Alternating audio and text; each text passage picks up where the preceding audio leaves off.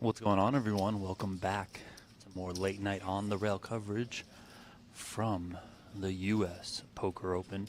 My name is Donnie Peters, and I will be ushering you around the PokerGO studio this evening as we sweat the action in event number 6. $10,000 buy-in, 80 entries, $800,000 in the prize pool. We are not in the money yet. 19 players remain. The top 12 will make the money. As some of you have come to expect from this stream, and we won't be doing it with hole cards. We are live from the floor. I got my man Antonio Abrego on camera, roaming around. We'll be walking around, we'll be talking to players, we'll be getting inside the action. So if you guys have anything you want to drop in the chat, let us know. We can possibly ask some of the stuff to the players. We can certainly sweat things as we go. But let's have a good night.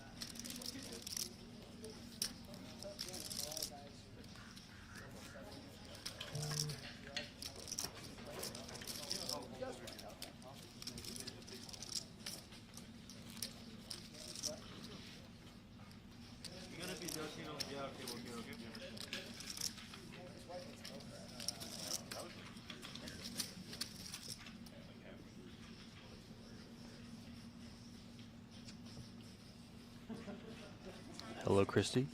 Hello, Two Flame. What's up, Brandon, George? Oh, wow. Let's see some Vase money. Yeah, that's Justin Vaseman. Let's go. He's still in. That's right, Two Flame. Getting a look at him now. Vaseman is repping the U.S. Poker Open 2026 cap, the rope cap. He did make a final table earlier this series. Looking like he's going pretty strong right now.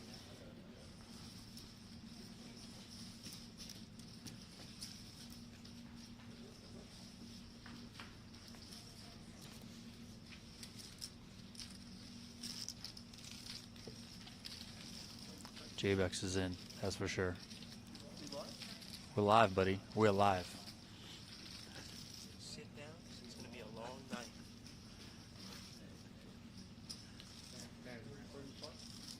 It's going to be a late night.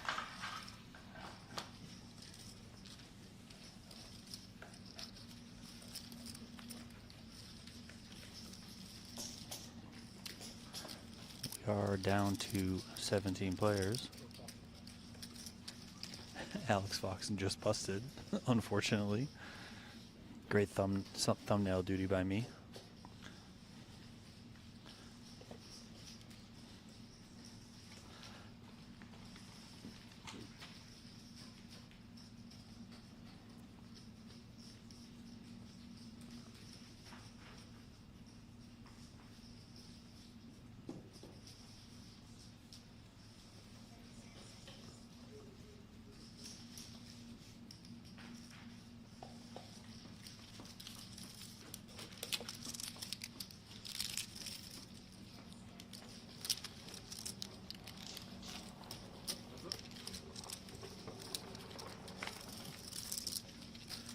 We got action between Jeremy Becker and Nick Schulman. They're in action on the Queen 6 deuce flop, 2 diamonds.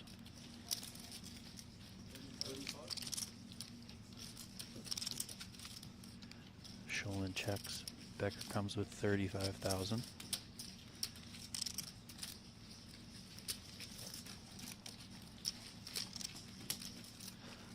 Schulman makes the call.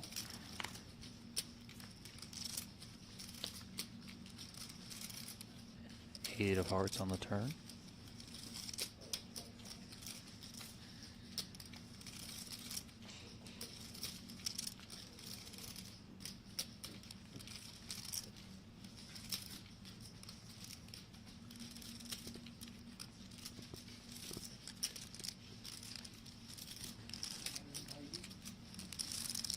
$90,000 is the wager from Becker.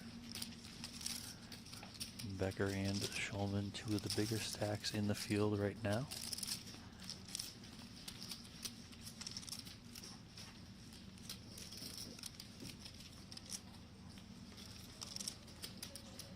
Nick gives it up, and Becker's going to pull that one in.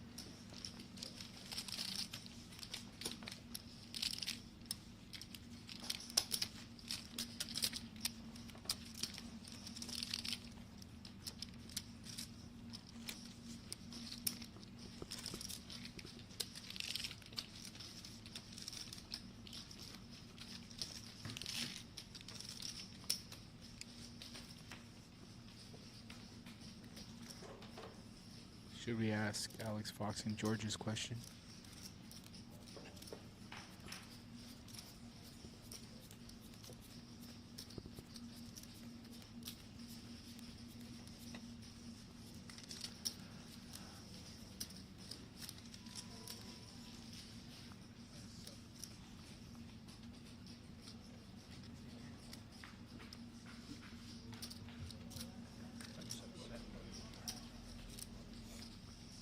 Blinds right now are 10,000, 15,000.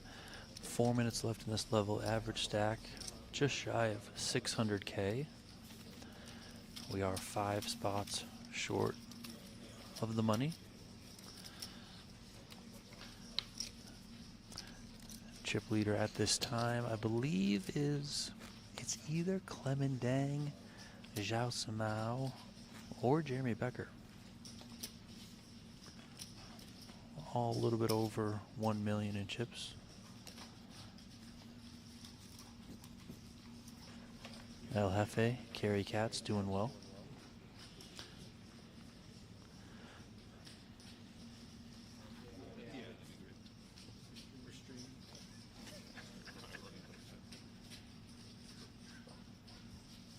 We're streaming right now. Wow. Someone in the chat says, how does it feel to be number 2 in the family?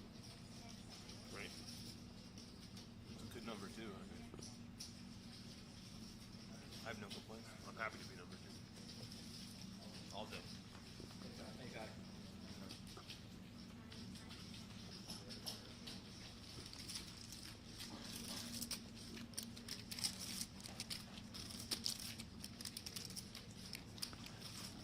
Shulman and Landon Tice in action. Nick comes with 25,000 on the river. Landon Tice makes the call. It's going to be King 5 for Shulman, pair of kings. He's going to take it down.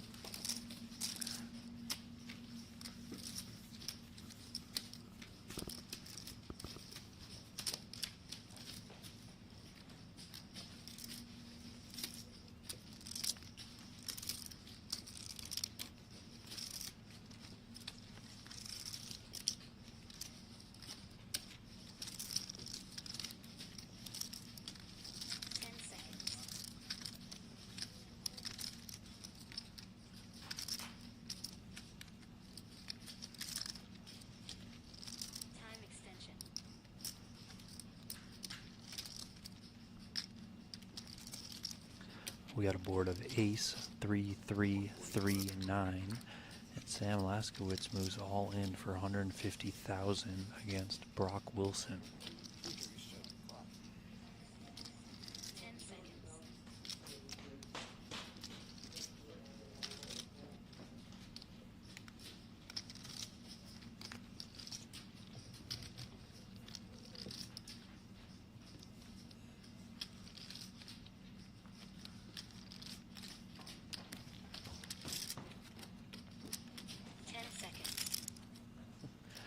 On the other table, we did just lose Brandon Wilson, his queen jack, busted by Landon Tice with king 5.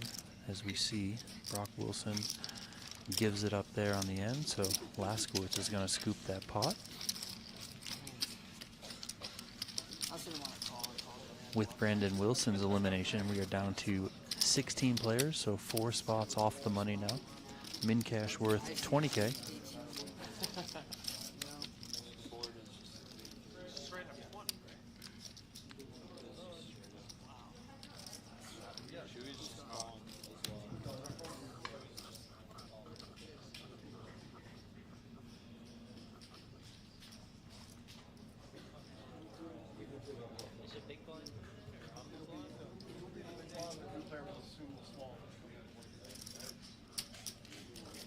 Oh my God, Chewy, remember what I said earlier?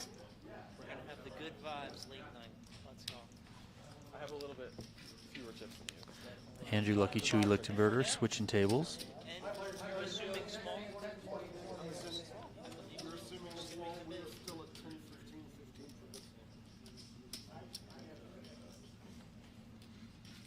Chip stacks are subject to change.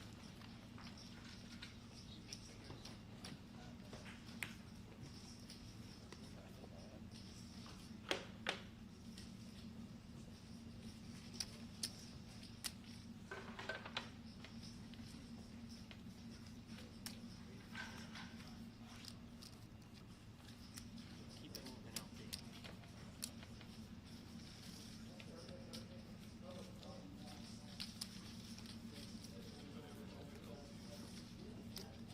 Is that right? Yeah, 155. You got it? Welcome. Thank you.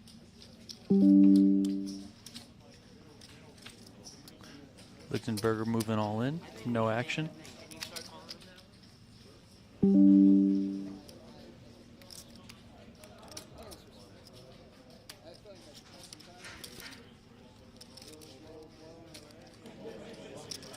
We got a jack, jack, jack flop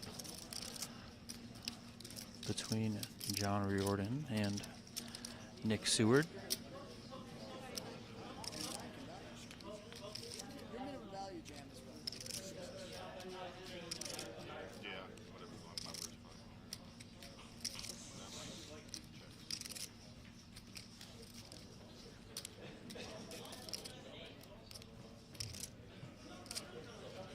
You never. I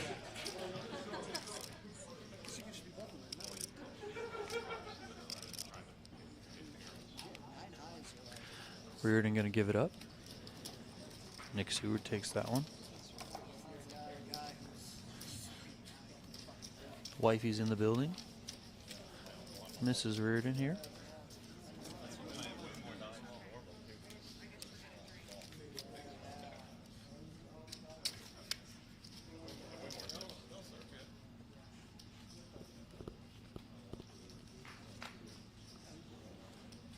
It's just a regular family affair here at the PokerGO studio.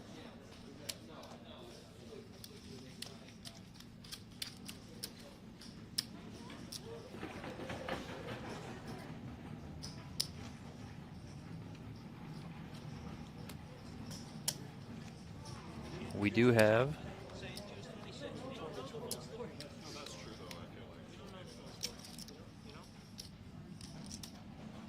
I don't even know the half story, to be honest with you. Do you know who else he is? No. I don't really know much about sports. Big time football player back in the day.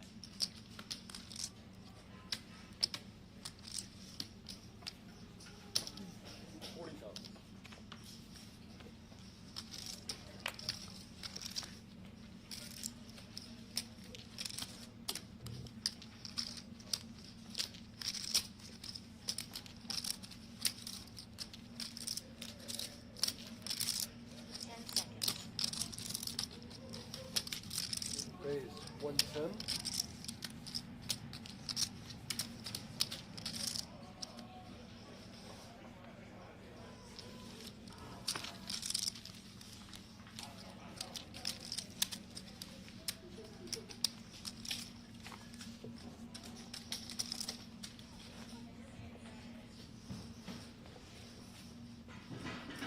I would say all the tables are tough, Christy. I mean, I don't really think there's a soft spot in this room.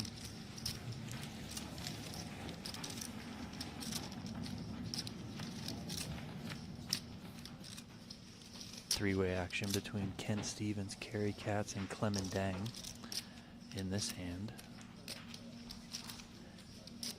Ace, 8, deuce on the flop, rainbow.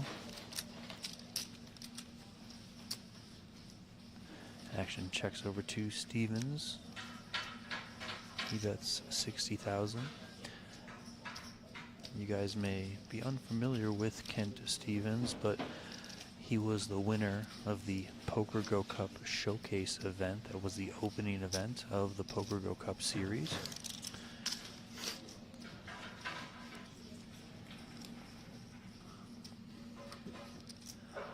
Clement Dang made the call. Cary Katz got out of the way. And Jack of Hearts on the turn.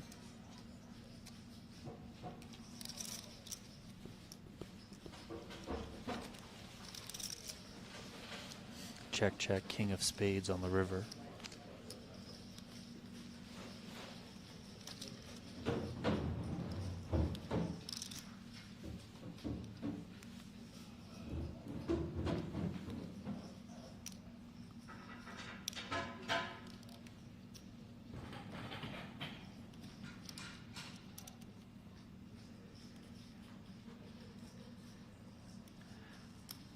Dang checks the river.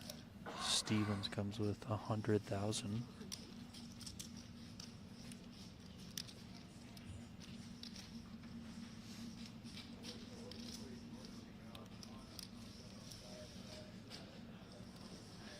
We got an all-in from Neil Warren, snapped off by Nick Seward. It's Ace-King for Seward. It's Jack-9 suited for Neil Warren.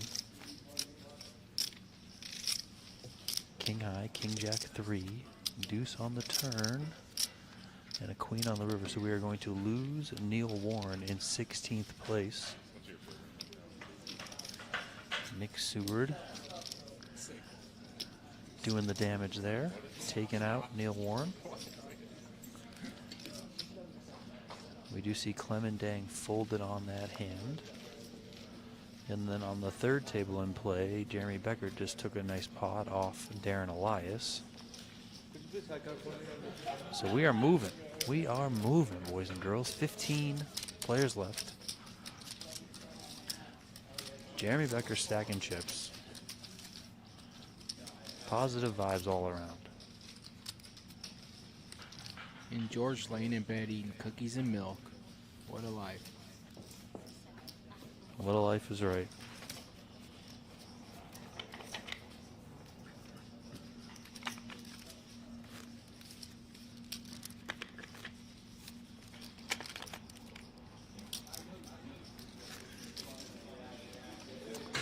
Justin Vaisman sliding over to table 1. He's going to join Nick Seward, Sam Laskowitz, Brock Wilson, and John Riordan.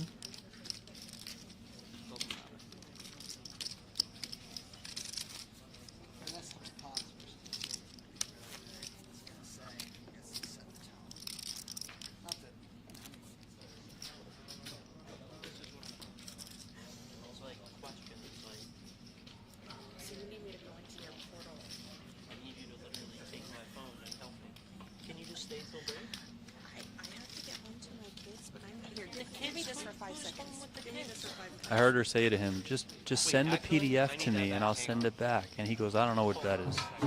So. Can you just hang around somewhere? The kids will be fine. I'm happy to help you. You're not in a tournament. Thank you. I am. Thank you.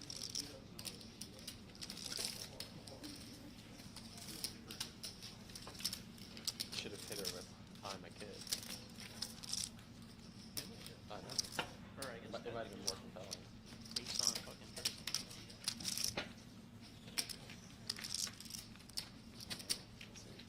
I feel like I have it. I haven't looked at it, but I do hear it. I'm gonna risk it, brother. I got 145. Really? Yeah. Let's see if intuition is real. Oh, it's real. First one's free. It ain't real. Maybe. It ain't real. It doesn't count as intuition if you know you don't have it. No, I never looked before. I would. Come on, this is my jersey. You know what a jersey is? What is the jersey? Darren explained this to me the other day. Like someone who you will just like never disagree with. Like they're always basically. No, I don't want Can you that, turn though. the camera around for a second? I don't want to say that.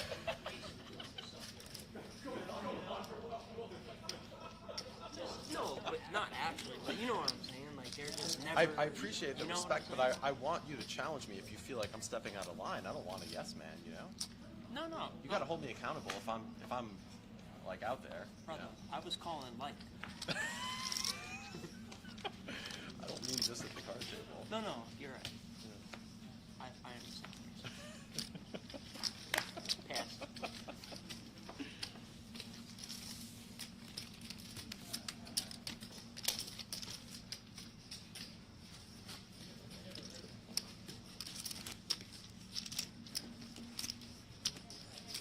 Chip lead right now is between Zhao Samao, Jeremy Becker, and Darren Elias. Three-headed monster. I think they're all in the similar sort of range.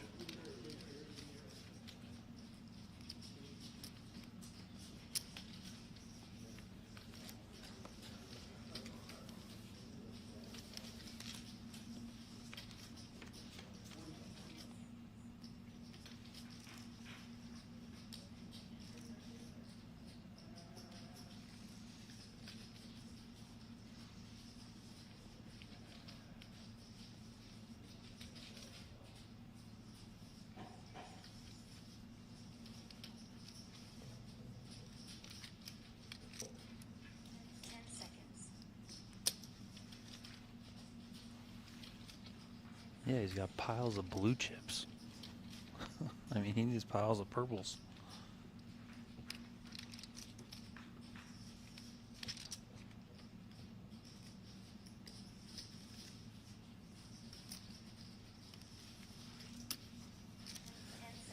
We got a king 4-3 flop between Zhao Samao and Ken Stevens. 2 clubs on the flop.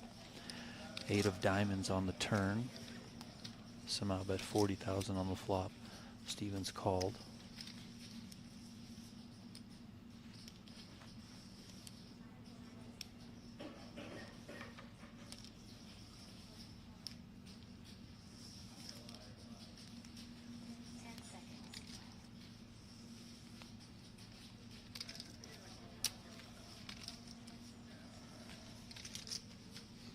$120,000 on the turn from Samao.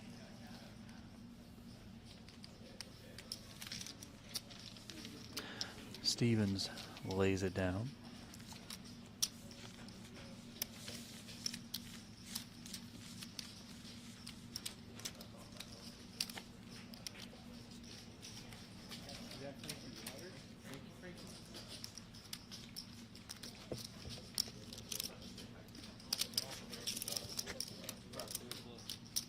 What's up, Frankie? It's Antonio. Who's he talking about, Timu? What do you mean Temu? Like the online shopping? Jeff Boski. Oh, that's a good question. Who are you referring to, Frankie?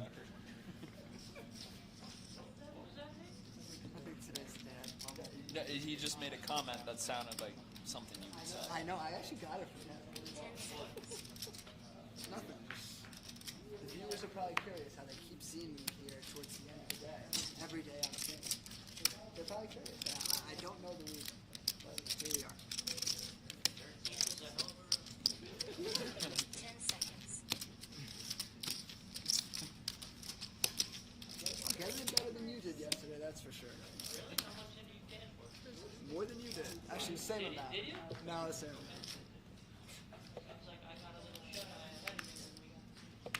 Yeah, probably. 10 seconds.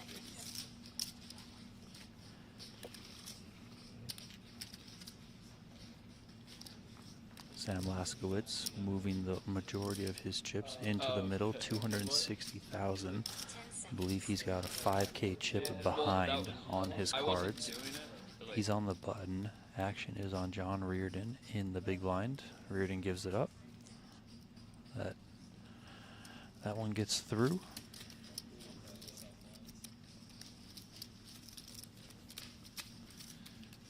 I see you're talking about Kent Stevens being the team of Boski. Yeah, I don't really see it, to be honest. I just don't see it. Neeler asking how many left. We got 15 players remaining. 12 will make the money. Min cash $20,000. First place $224,000.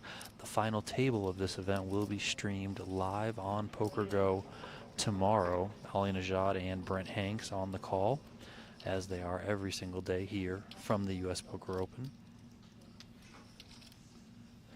Michael Burke taking that one down. Burke also repping the U.S. Poker Open hat, which you guys out there can pick up your own USPO hat if you want at shop.pokergo.com. We do have a sale running right now because it is USPO season. 15% off your entire order. Just use the promo code USPO26 at checkout.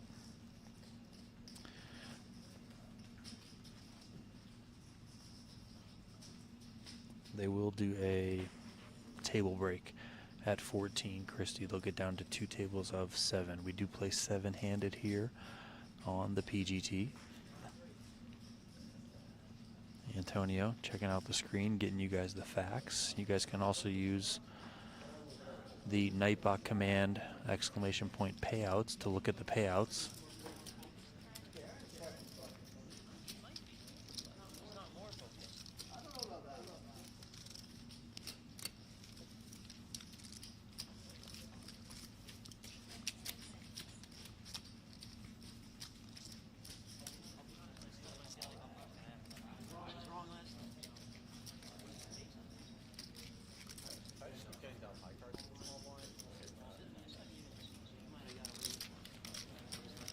Nick Schulman chipping up nicely. He's on about 940,000. So also up there with some of the bigger stacks in the room.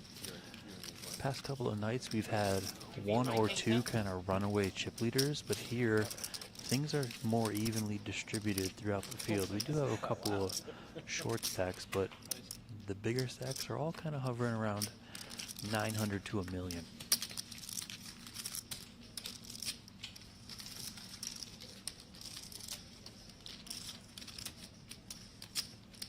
What's up, James Anderson? How you doing, buddy?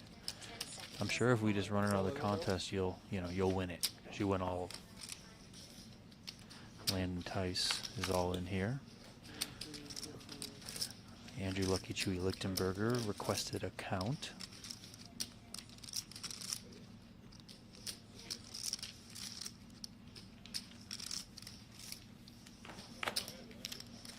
$295,000. Just shy of 15 big blinds, and that one gets through. We are playing 10,000, 20,000 blinds. Yeah.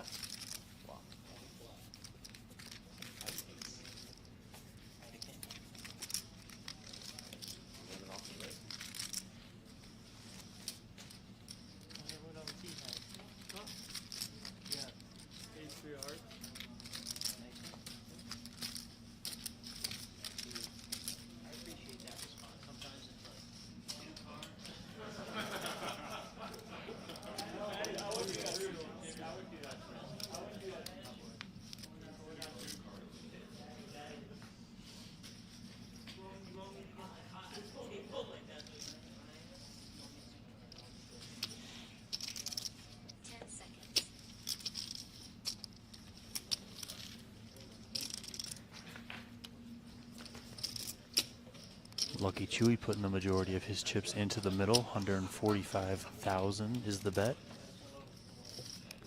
Action is on.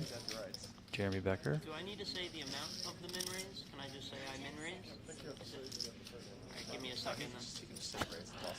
Yeah, you could say raise and toss the chip out. But it's just, Seems like Jeremy What is Becker it, is going to put in a 250. min That's raise. wrong.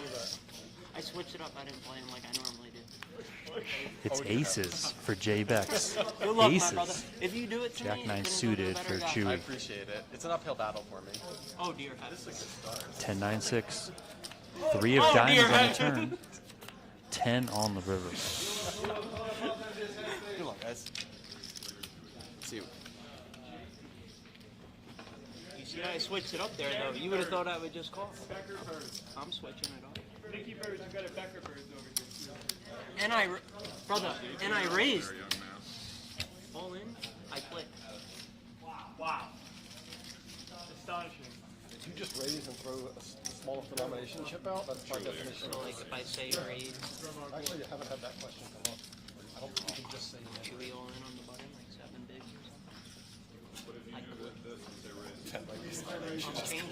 That should be. Well, that's where I usually call. That's where you should just. I switched it up for you.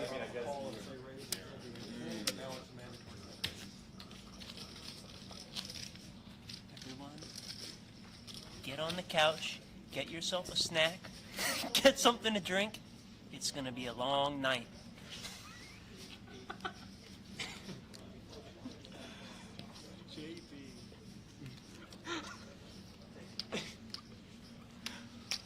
He's just not a serious human being.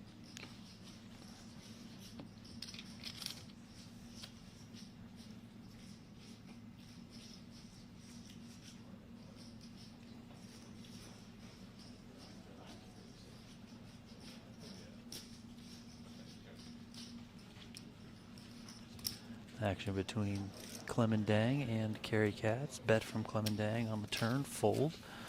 So we do have 14 players remaining. We're just getting everyone caught up here. So we're going to do a random table break. Breaking table We're breaking table 4. So that table right there, Josimao, Ken Stevens, Michael Burke, Cary Katz, and Clemendang are going to be dispersed elsewhere.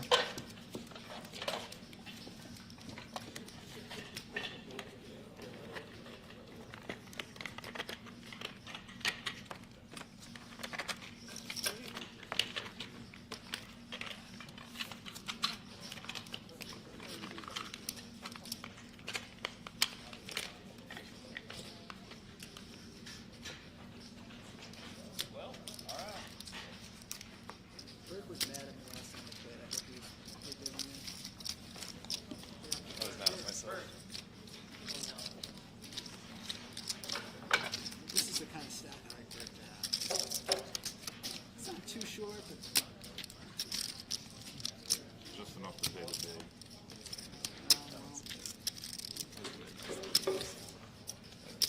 Justice. who are we getting over there? Table 1? Okay. I hope you don't have that many. Alright. I hope you have some, but not a lot. I wish you got. Alright. Listen, I couldn't have scripted this any better. Are you even have any cover? I had recording the music. No, actually, I think you did. Oh, I love it. I can't count. Kind of crazy. I like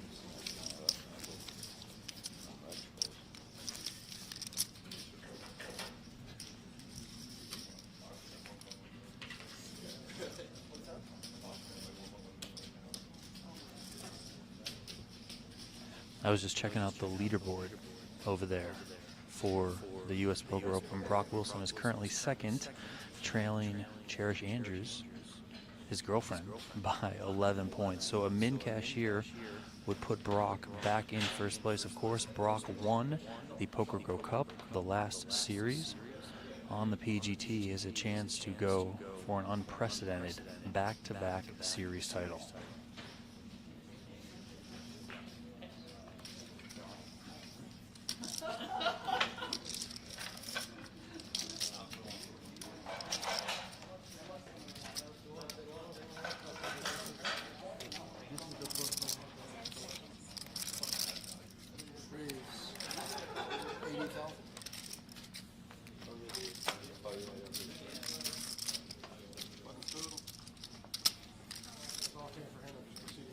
We got action over on table 1.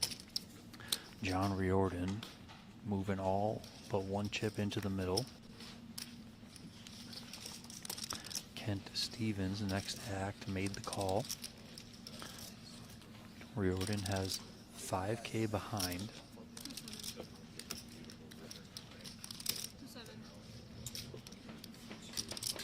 Did you have it? You can just say what you Dealer is just squaring up the pot right now, make sure that things are right. Again, Riordan has a single 5K chip behind. King 9-3 all diamonds. Reardon asked if we were hand for hand. We are not. We are soft hand for hand.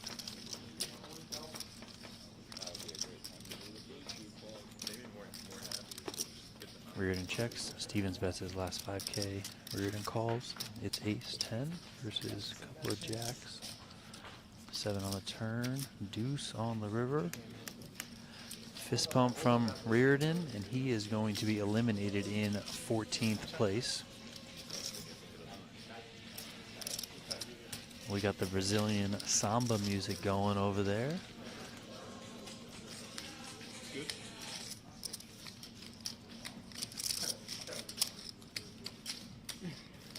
Alright, one off the money now. We'll be hard hand for hand. 2 minutes off the clock every hand bill and get all in. So viewers, 1 yard, 1 hand.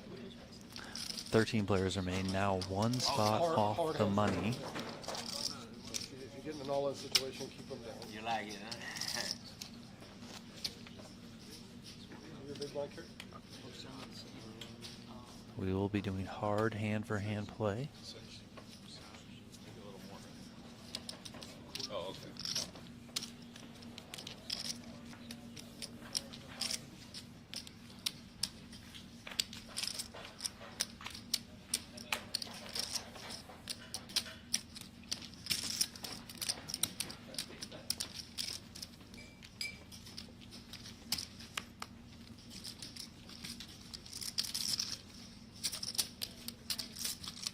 'Em players are dropping quite quick tonight, Christy, but you know what that means. At some point, it usually slows down, but we have an all-in here. Landon Tice from the small blind against Cary Katz's big blind. Cary does not make the call. We have an all-in on the other table. We got a raise from Justin Vaisman from the cutoff seat to 40,000. Michael Burke went all in from the small blind. They're getting a count right now as Sam Laskowitz requested it. He's also getting an eye on Vaisman's stack while also taking a look over his shoulder at what might be going on at the other table. The other table is not playing a hand right now. It is hard hand for hand play. All right, Laskowitz does give it up. So does Vaisman. It's going to be a nice little pickup there for Burke.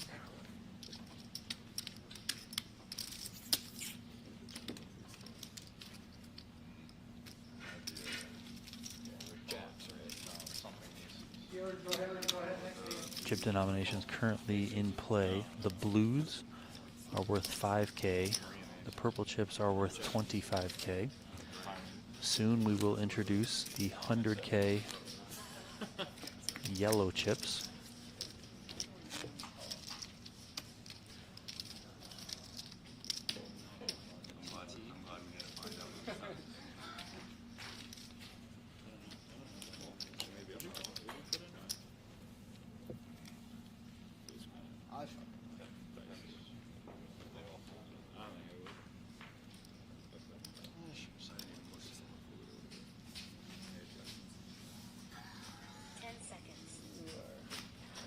That's right. That's right. Action folds over to Sam Laskowitz in the small blind.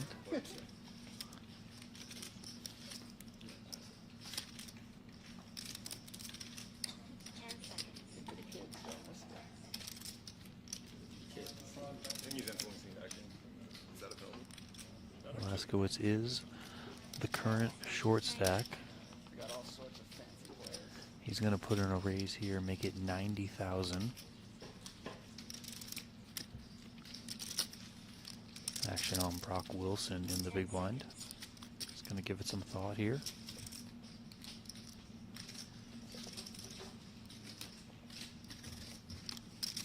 Time extension.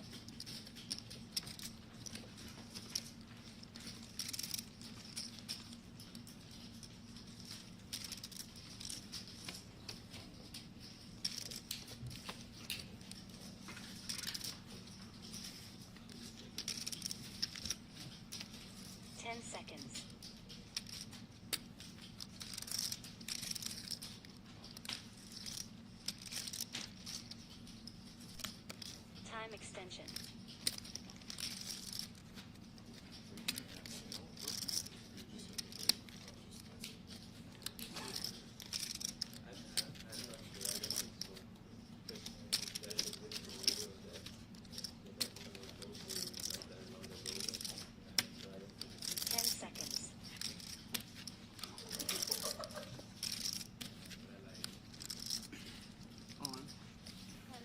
all in from Brock Wilson.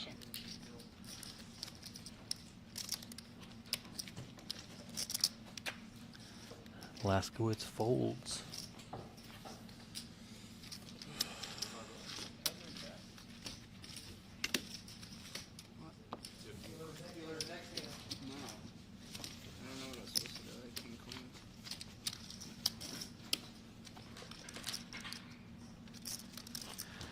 Appreciate everyone who is tuning in tonight. Let us know in the chat where you are tuning in from. I see Cold Rummer, Christie, James Anderson, Buffalo Hanks is there. Probably just making sure that we're actually working. What do you think? Brandon Bays, Bluffin' BTN, Bam the Man. Appreciate all you guys who are tuning in to our On the Rail coverage. Yes, no hole cards for the On the Rail coverage. We are live from event 6 of the US Poker Open.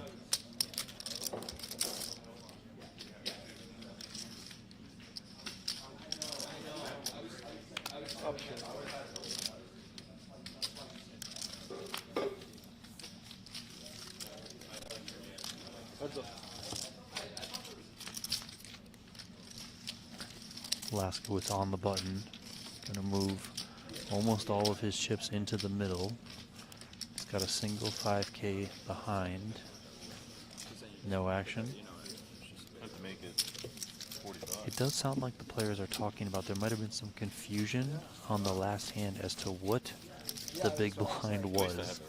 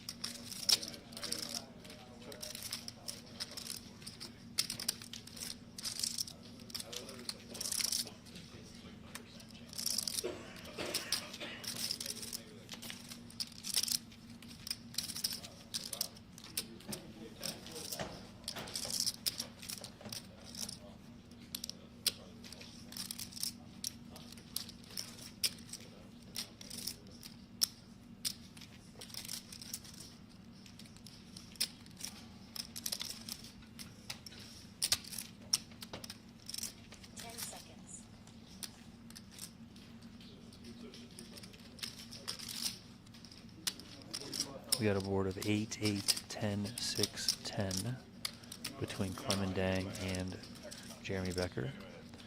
Bet a 45,000 from Dang. That gets it done. No call from Becker. Still hand for hand. Here in event number 6 on the Stone Money Bubble. Clock is paused during hand for hand play. Take off 2 minutes for every hand that is dealt. We got 13 left. The final table is 7. We play 7-handed here on the PGT. We do not combine with 8 players remaining. They'll play 4 and 4. And then they'll lose one more, and then once they're in 7, they'll redraw to the final table.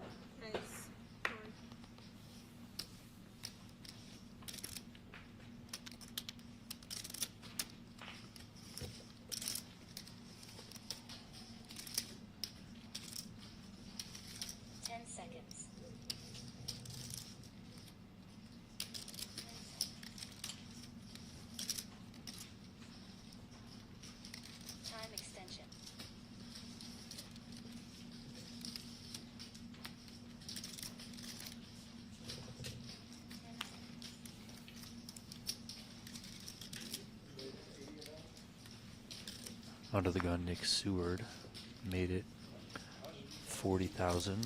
Sam Laskowitz with a 3-bet.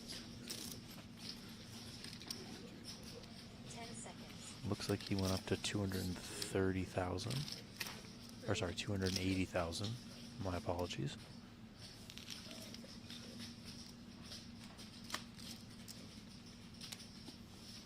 Seward folds.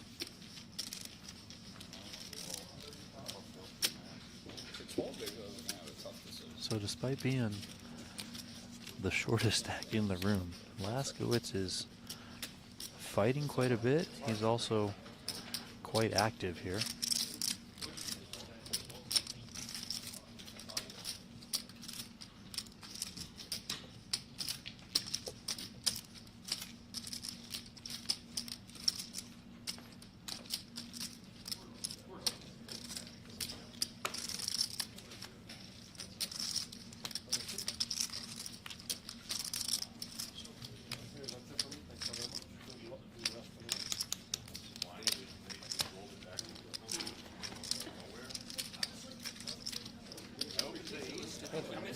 Like 2 levels I off. think I've opened the 80 like 6 or 7 times. Right? Does that not happen? No. Maybe I opened the 40, but maybe it was erroneous. I don't know what's going on. I think you're trying to troll me about some special play. No, that was complete. I was trying to make it 2.2 color big. I also thought that, but I thought the big one was 40. I thought the big one was 40 because you made You guys both were like wondering what the hell I'm talking about when I'm You know, when you said you have the fancy play, I was like, No, a bit fancy. I was like, I don't know. I- I was like, you could go on. No, I knew exactly. Yeah, when you said that, I was also like, I really thought you were pulling out a deuce off. Yeah. That's why I said I new mean, tech. I use the 5 sometimes. I was like, it's. I think I've it's seen it. Yeah. Yeah, but not like, I don't think it's like, yeah, it's seemed like FC's.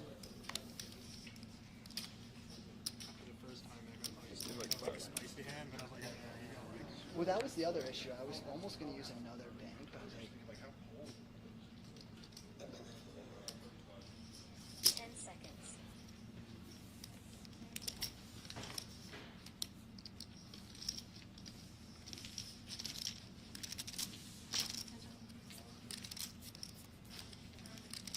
We've got action on both tables.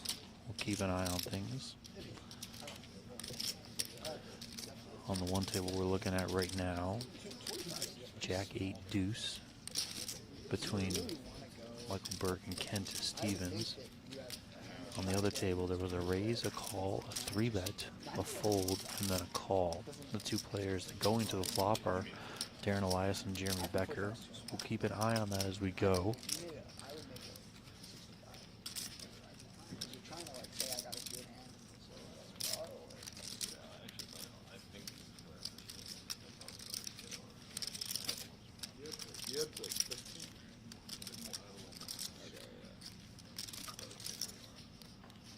Imagine, I don't know how you break these 3 ranges up. Jam. RFI. Like, I can understand what to jam. Yeah, gotta break that up. What hand wants RFI? I guess like, somebody's gonna 10 seconds. Action goes check check between Burke and Stevens. 10 of clubs on the turn.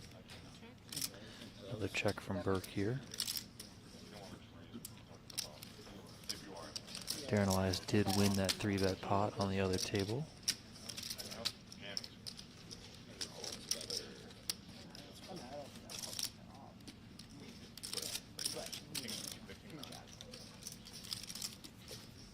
Stevens checks. Deuce of clubs on the river pairs the board.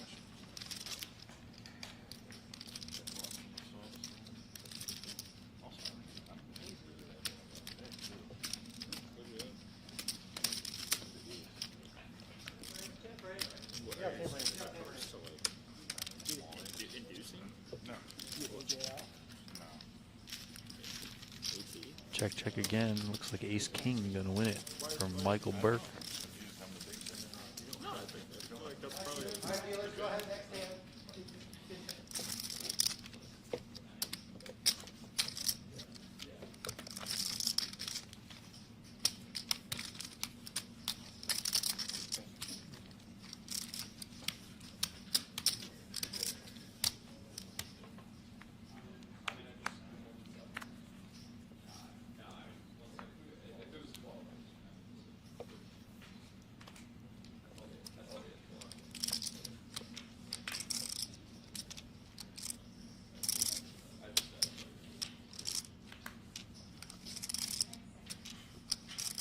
Seconds. 40,000 is the raise from Clemendang.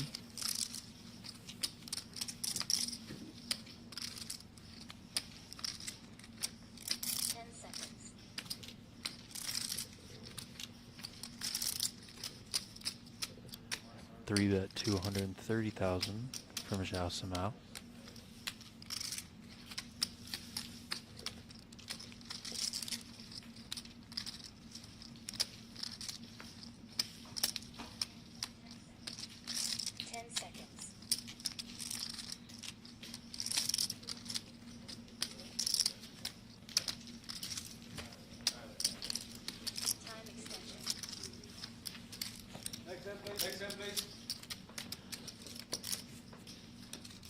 Moving on to the next hand.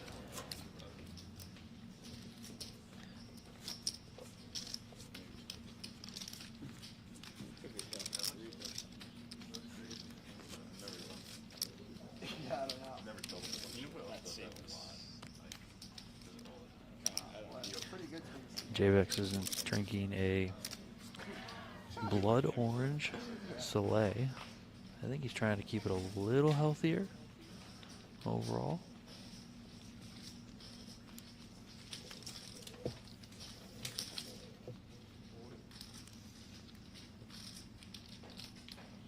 People were asking what you were drinking.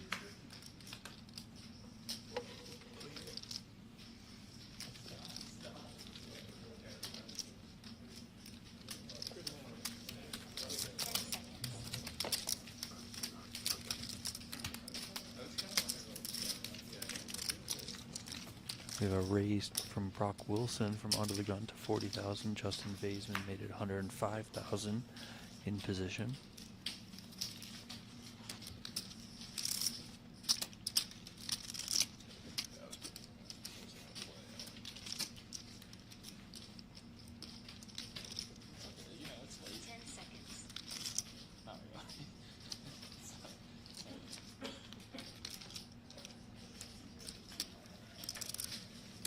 Wilson gives it up. Next hand. Justin, I feel like you're good.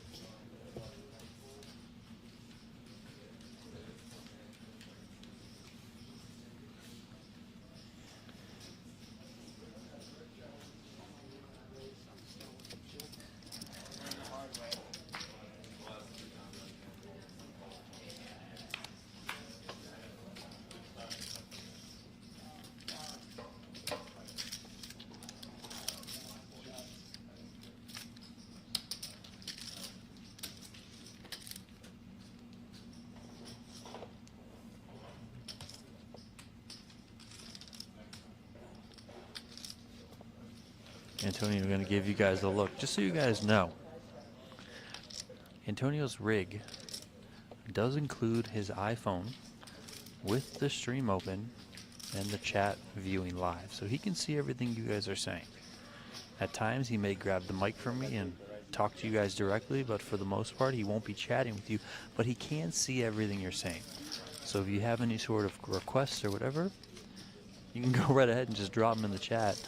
My guy Antonio will likely make them happen, as he is right now filming all of the players' shoes.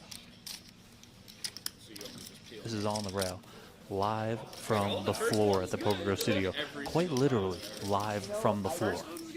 I don't like doing that, the commenting on which one's good, because like the person who you're doing it with is like not enjoying it. You're not finding it fun when I say that, even though you have to listen to my like upbeat tone, like while you're sitting there sweating. The most recent one during the PokerGO. Next hand, please.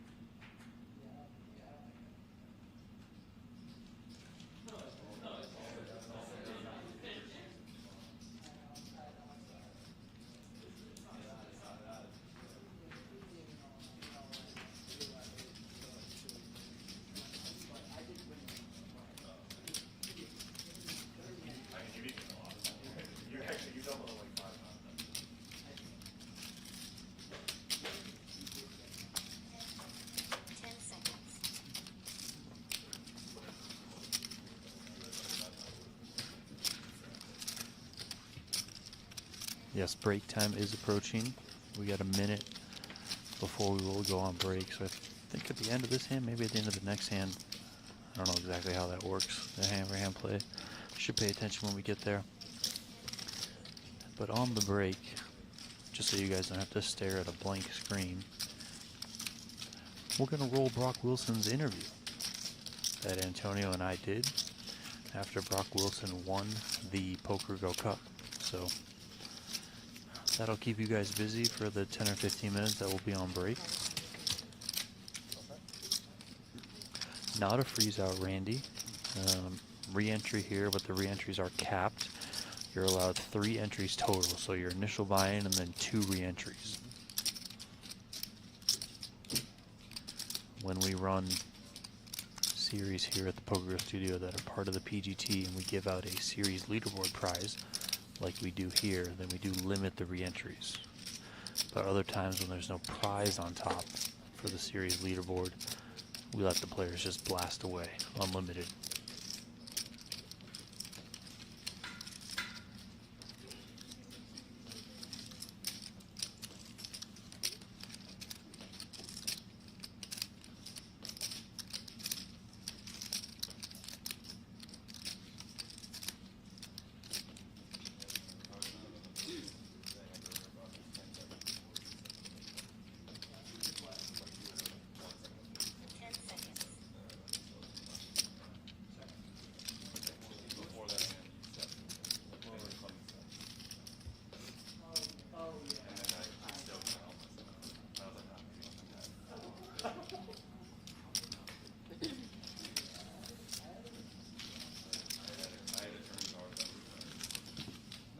Next hand, please.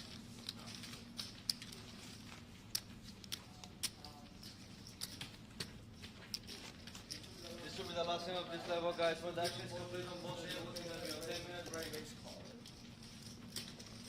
Tim Duckworth traded his mustache for High Rocks hoodies and High Rocks sweaters. He wears a High Rocks sweater or High Rocks t-shirt every day to let everyone know he has ran High Rocks. No, I can't quit the Yes. What are you saying? Oh, if he just raises normal, if he wouldn't raise. No, he's saying if he limbed, Brock ISO, and then Brock called off. You're saying maybe not.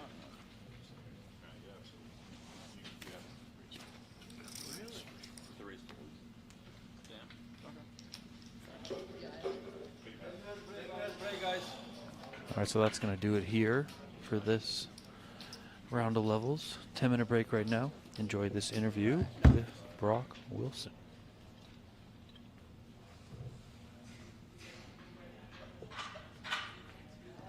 Now that you are the champion and it's been able to sit in for 24 hours, what does that accomplishment mean?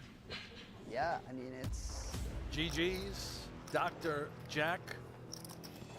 One of the tougher opponents you'll ever find at a fine, but Nick Seward does not.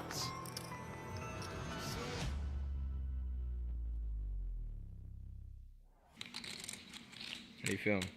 I'm feeling good, but we're not there yet. Locked up, man. It's not locked up. We'll see. Completely locked up. I've done dumber shit. I think you should put it on. You did run the worst bluff I've ever seen. It means a lot. I don't know. I'm really excited. It was awesome. I'm getting so many positive messages, and I really feel the love. I work really hard at this game, and I really enjoy it. And I've always looked up to players who have made these types of accomplishments when I was, ever since the PGT started, and before that, I feel like Poker Masters has been around since 2016, 17, 18 time period, and this seems like the equivalent. And yeah, I mean it means a ton. It's part of what got me into playing full time, kind of looking to move up and start playing these tournaments, and now I'm here playing them, and I'm always really excited to do that. And now to just come out and win it's really competitive, and it feels really good. Came down to the wire a little bit. I had to perform in this tournament, and fortunately things went my way. And yeah, I was able to cash with the sort of pressure of knowing that, and everyone else around me knowing that I have a big incentive to just make the money. So that definitely made some interesting dynamics as it was leading up to the money.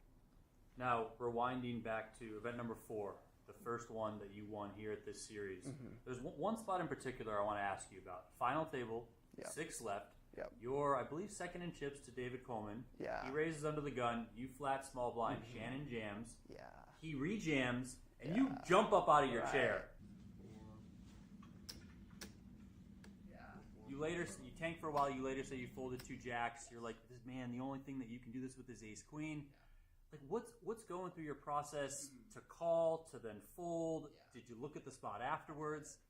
Yeah, so that was a really interesting spot. I definitely looked at that one after. It was me and David were 1 and 2 in chips. There was 6 left, and then there were sort of distant third, fourth, fifth. Third was kind of close, but fourth, fifth, and sixth were distant last. And when David goes all in, though, David knows I'm going to flat mostly stronger hands. I can have good hands in my flatting range because I'm not trying to get all in versus him without pretty good hands. So, I'm going to flat some stronger hands. So when Shannon shoves, he understands that, hey, I can have some good hands here. And then when David jams on me, he's also understanding that he can run into some bigger hands. So both ranges are a little bit stronger, I thought, and really what I need to see to call it off there for all the chips is I need to be ahead at a reasonable frequency, more so than if it was just early in the tournament, because the downside is so high. Like if he flipped over his cards and showed me he had ace queen,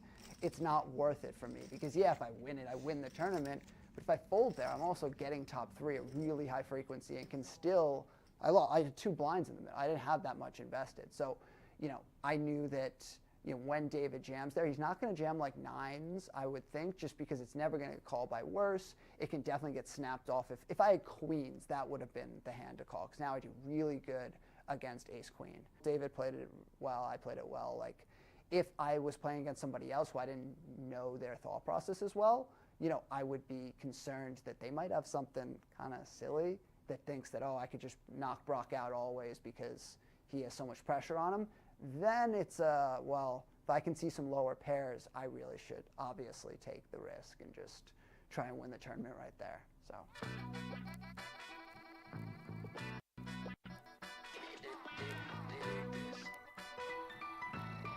It really was. I mean, David's a great player. We both probably, I didn't know exactly what he had in spots, but I just had pretty good hands, and he had clearly second best hands.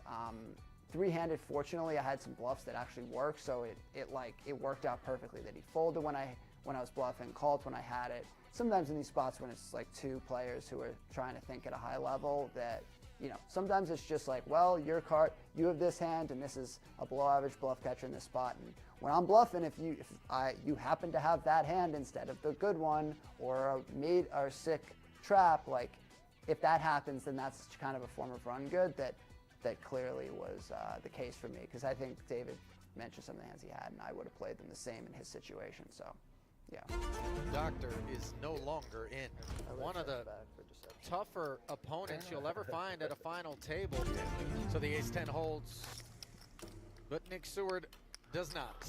Yeah, I was really feeling it. I was getting a little bit cocky. I didn't think that there was going to be any sort of adversity, and then there was, and I got pretty short, and I was just really lucky even to get heads up. I think some of the decisions I made were, maybe not the best, but overall it was just a series of like kind of second best hands, kind of situations where I had to put money in, but like, I'm just going to face a lot more barrels, and sometimes if the wrong cards come off, I can't continue. So it definitely was a little bit humbling that the way it went down, but I've played a lot of these final tables, and like, you're never out and you're never locked up. Tremendous battle, but in the end, Brock Wilson claims his 2nd title of this 2026 PokerGO Cup. I kind of got a little ahead of myself thinking that this whole cup was locked up, but that's what poker does to you sometimes. There's a lot of adrenaline, and you're trying to you're trying to really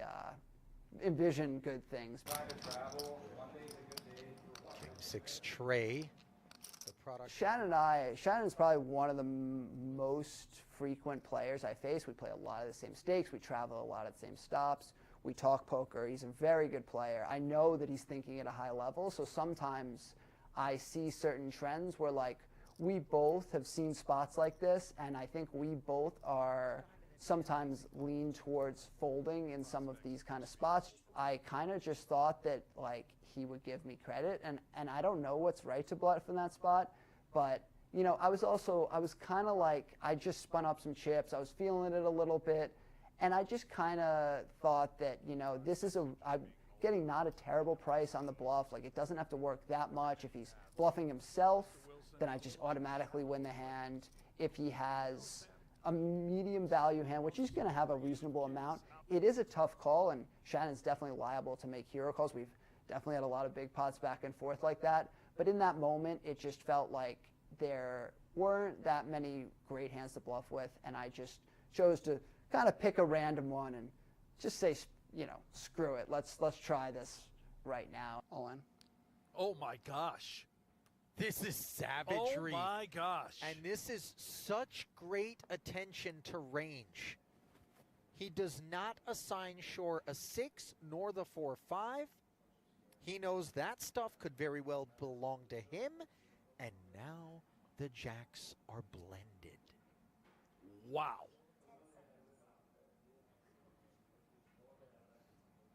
How much is that? See, the thing is, Brent, Shannon knows all of that too. He does, and he also hates to fold, but he's been wrong in some of these spots, right? The ace-8 hand calling Brock light on the river. And Brock is using all of that against Shannon Shore. Okay, let's unpack this one alongside Shannon. Do we remove all of the King X from Wilson's ranges played? No. No. You think there's still some King X that's going to stuff it here on the end? I think it's within reason. And that's problematic for the jacks because Right. that's the easiest hand to be produced in this situation. But outstanding play. Winner. Luckily, it did work, I think. But, you know, talking about dynamics with different players, you know, now me and Shannon get in similar spots. Now there's a whole different dynamic now that that hand has shown down. I've honestly never really done a play like that versus Shannon, but, you know, what better time than when, you know, right on screen. So. But the sun shines down on Philip Haven. The moment belongs to Haven. Wins event 8, Ali, and now he is on top of the PokerGO Cup leaderboard. And on top of the moon, somewhere in St. That was, I remember busting 3 bullets on that event and being like, damn, all right, well, quickly out of reg. And, you know, I come back the next day, I'm like, okay, like, Darren's got some chips. You know, he doesn't quite overtake me if he wins. And Cavan, he doesn't have that many chips, but if he does, then I guess he overtakes me, but that's so unlikely. And I was just sitting in here playing the next event, kind of watching the screen. I'm like, oh my God, he's got chips. And then all of a sudden I busted that day. I see that Cavan's shortest, and then like 20 minutes later I get messages that he's won. And I'm like, oh my God. Like they were 3-handed, he was shortest, and that definitely, you know, I definitely came into the 15K. Kind of like, okay, well I guess I'm like 20% to win this. So I was feeling I felt the pressure.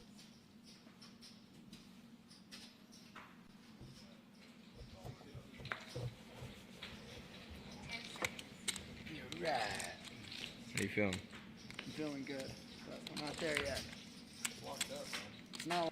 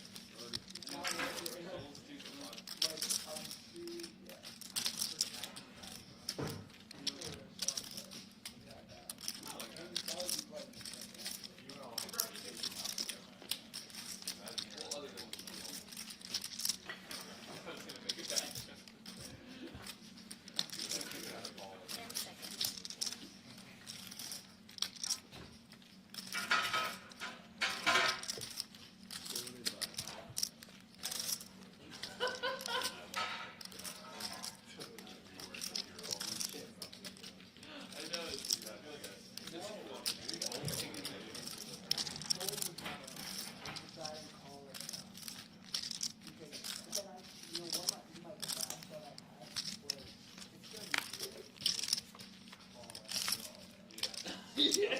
So I guess I don't think it's my own. I don't think that's entirely true. What would you do with queen? Call, but probably wouldn't shoot top maybe call that probably.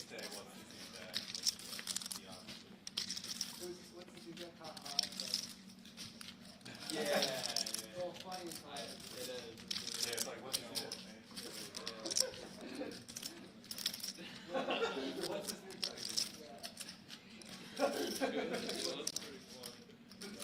I saw, I like your facial expression there after so funny. I was like, I think Daniel has like a very interesting.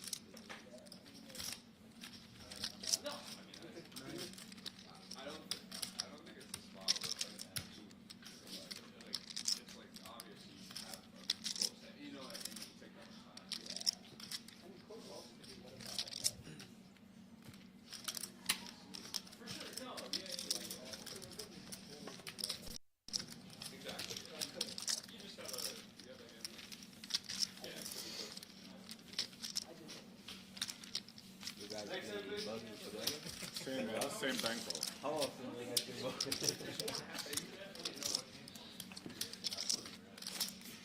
We just go 50-50 in tournaments. Bowling as well? I know, I can tell. No, the I bowling. wish. Yeah. The bowling we're on different sides. Sometimes, actually. I've needed you big before. Did I come through or not? Sometimes. No. Dude, it was going through my mind. Or an auto dead like certain people who will remain nameless. Do they rhyme with bottle pit? I think on it. 10 seconds. Maybe there's some setups. Low sample though.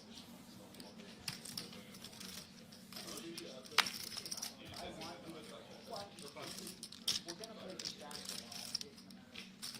I want to play this back.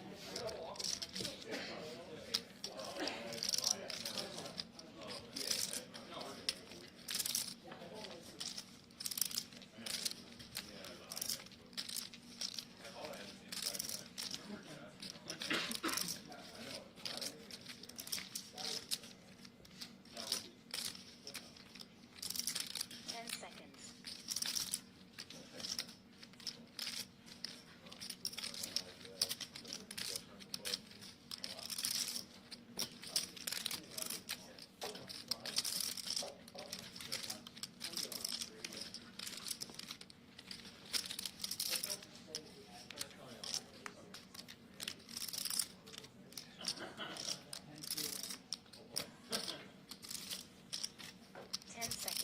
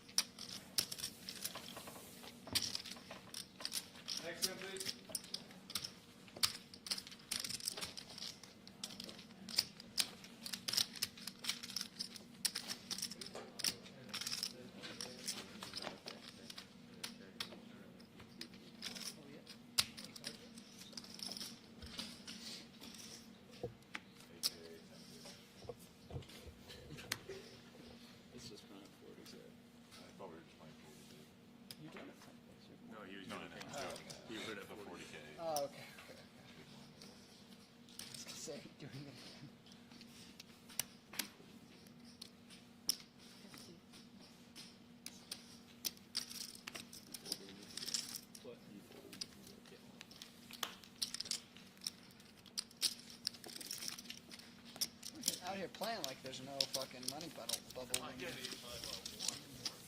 Read that to me.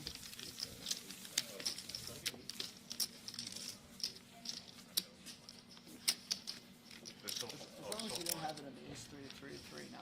No, you want to, I kind of want to tell you that I have 20,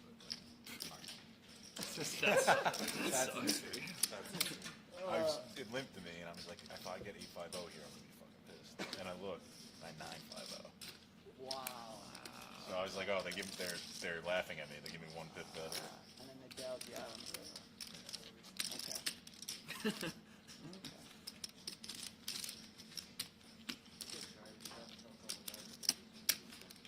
I mean, I'm pretty sure that was just like You faded you had 1 second. Next time, please. Sweat.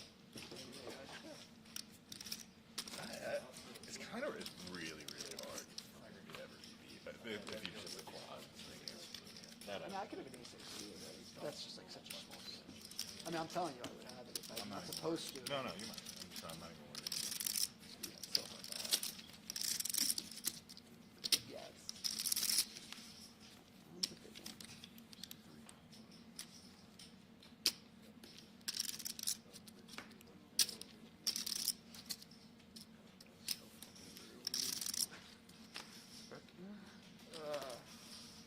The only reason it's brutal is because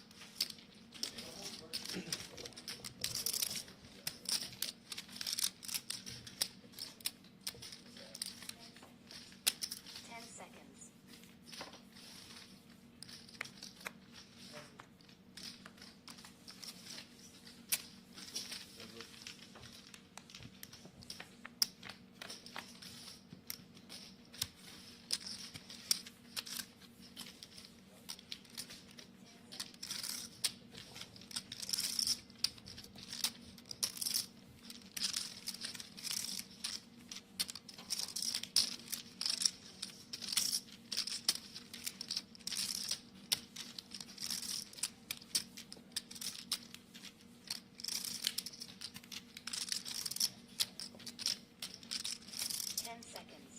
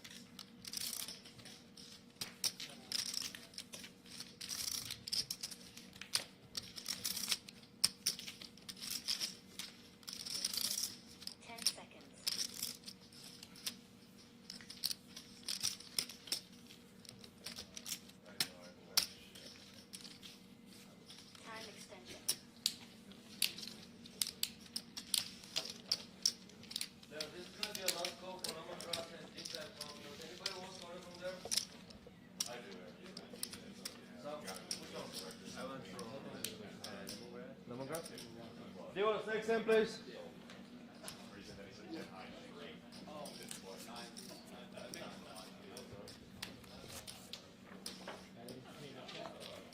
No, lemongrass or yeah, I'll do lemongrass. Lemongrass? I know what I want.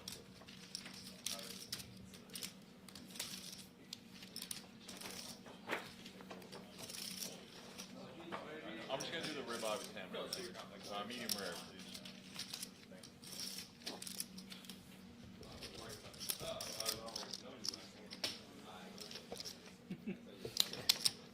It's our entertainment when a fat guy is ordering food, right? 10 seconds. Where's the skewers? I want the skewers, but I don't know where is it.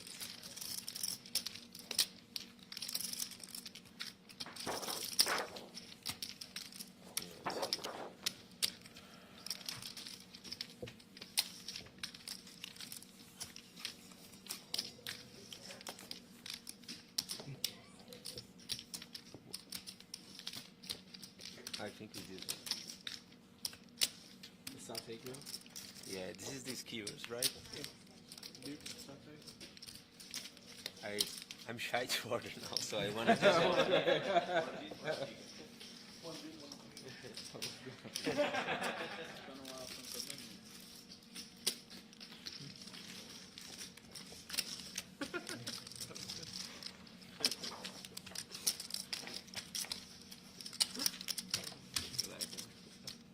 I thought you were actually going to add something in. Make a note.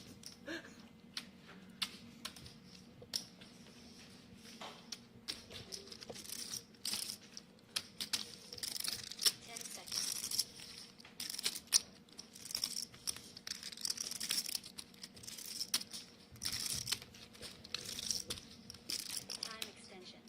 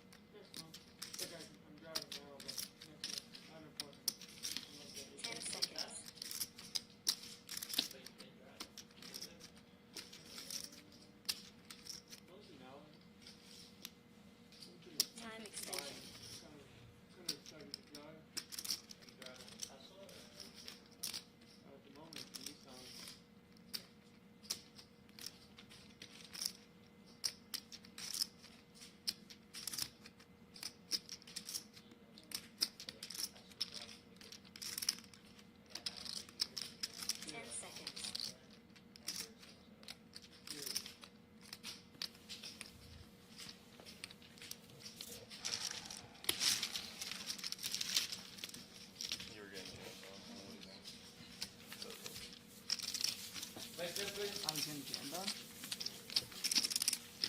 Cool. Unless you had the mega enough. But then you wouldn't have balls. You had these kind of parts. I just didn't want to. So I wasn't actually sure about jamming it, but I was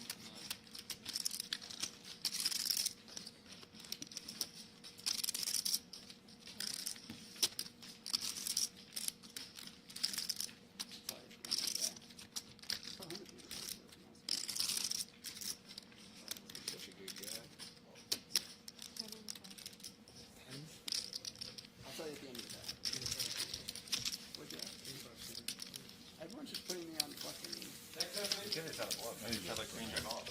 What do you think I had? You mean I had ace 10? I could for sure have ace 10. Oh, he check called. Oh, I thought he bet the flop. Oh, okay. I thought he checked.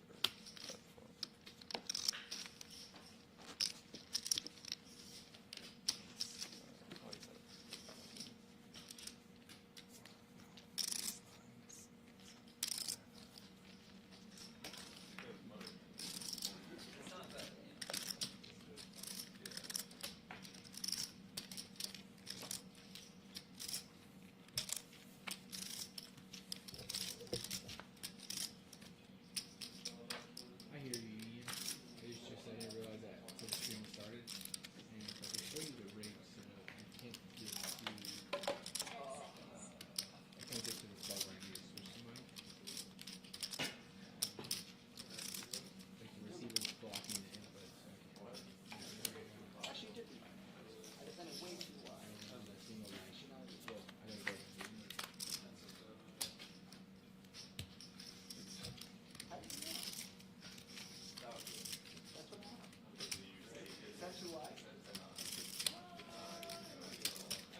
Why do you think I was annoyed? I was kind of annoyed myself. I don't cover better.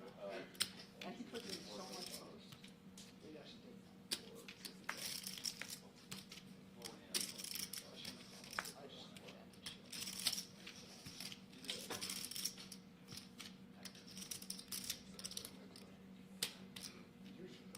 so I shouldn't defend check that. I know. You know the sad thing is, we're all someone has to put 10 seconds. In fact, everyone has to put except for one. Let's try to get it right here. Time extension. I think well, maybe it'll be maybe I'll get you a lot of it. Yeah, it's possible.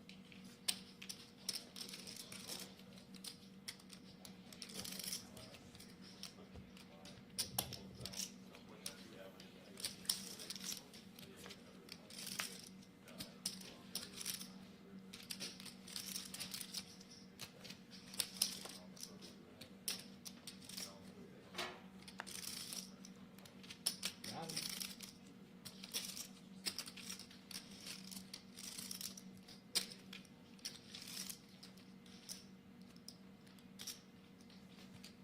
Ten seconds.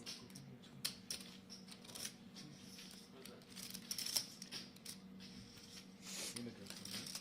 150. Time extension.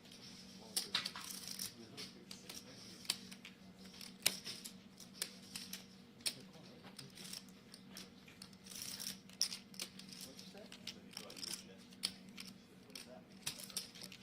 I didn't say it. Yes, sir. 10 seconds.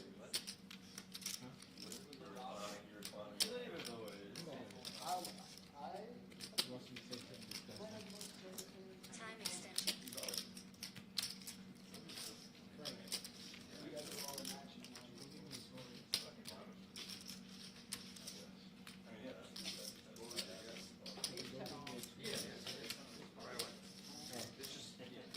No rush. 10 seconds.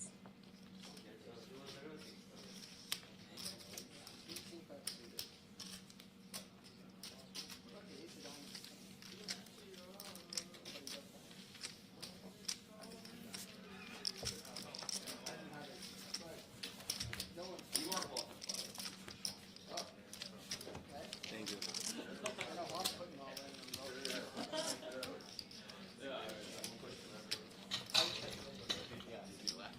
300K chips, right? Next hit, please. And then comments out like yeah. Creamy going. Thank you. Thank you, Frank. Just gotta try it now. Oh, okay. No, it looks too sweet for me. Enjoy. Let me open for you, sir. You're busy.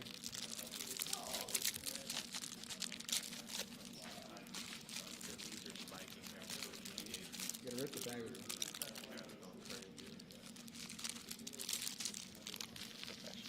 Here you go, sir. Enjoy.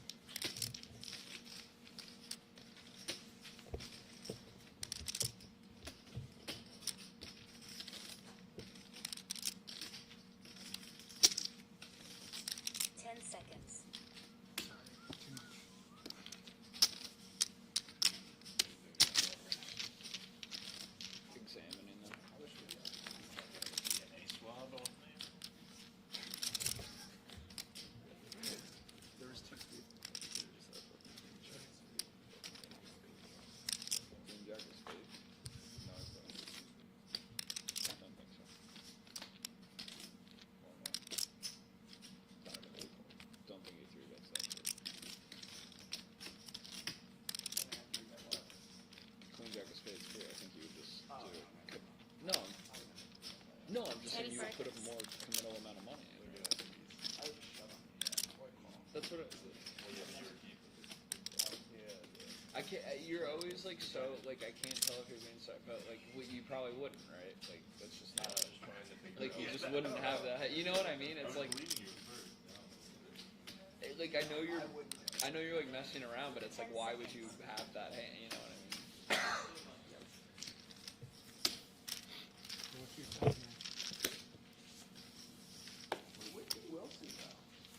Next time, please. I didn't realize that. When I see him be Wilson, I wasn't sure.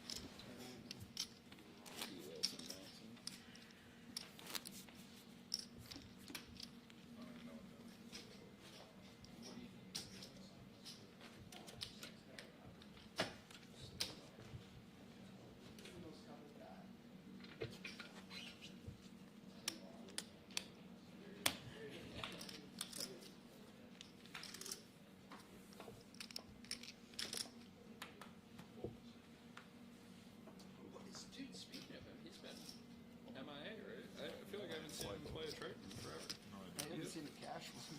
4:30. Okay. Not that I was. Not that I had. 10 seconds.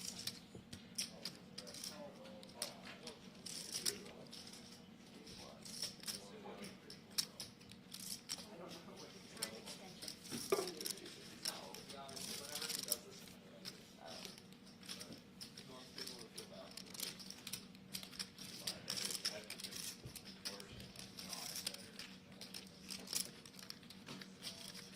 Ten seconds.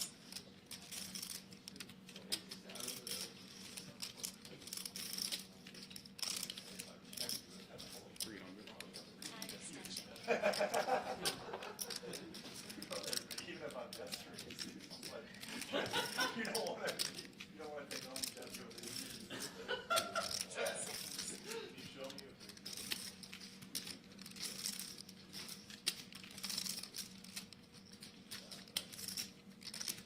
Time extension.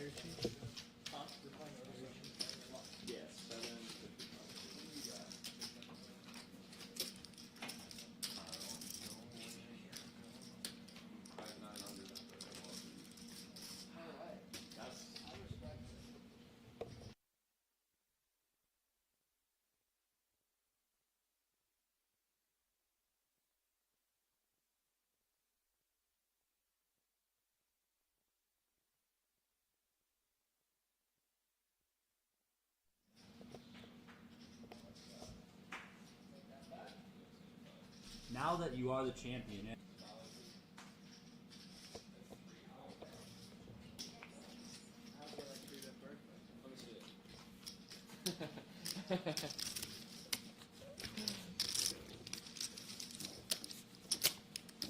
I believe you. Yeah. Next time, baby. Took you to the streets again.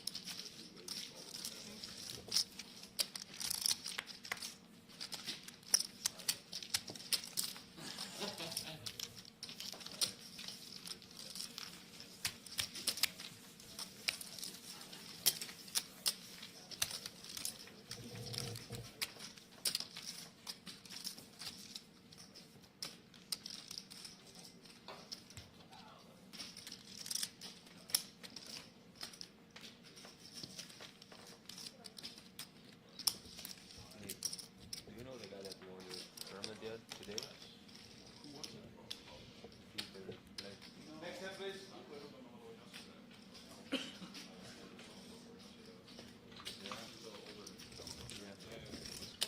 So he's not from mixed games or anything? No, I've never seen him before. Yeah, I was wondering. That's so nice. There is probably a threshold there, right? Well, I'm saying when you get cheated. But obviously, if you get like cheated, yeah.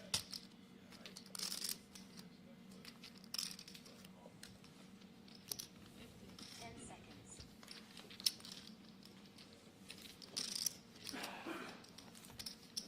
That fold and stuff. That one, I think that was just good.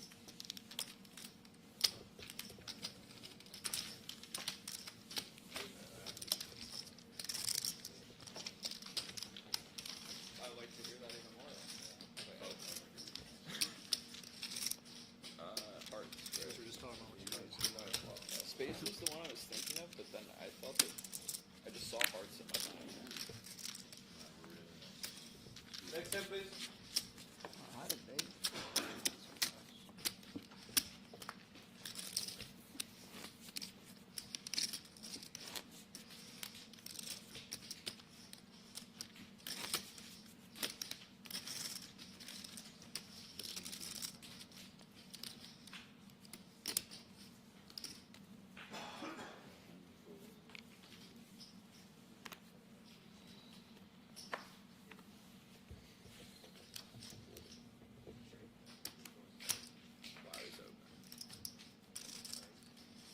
I kind of want to not.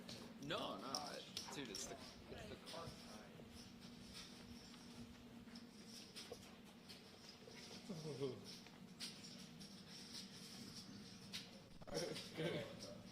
All right, guys. Here's the deal.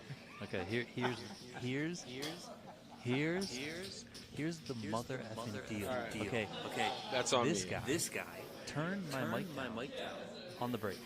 Never turned it back up. So you guys are That's on in me. the chat saying say stuff, give us stack updates, all this sort of stuff. I've been doing that. He has been doing all that. of it. I'm like, why is Christy keep asking for the short stack? I keep saying it 9 times. It's because this guy's turning my mic down. Well, we're Sorry, back, that's- okay? We're back. That's on me. I'm sorry. So here's the deal. One more time.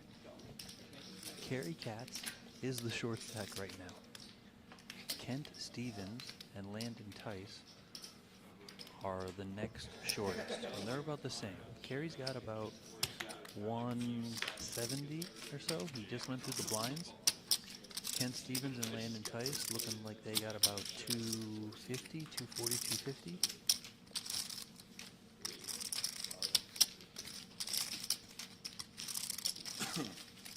Sorry about that, everyone.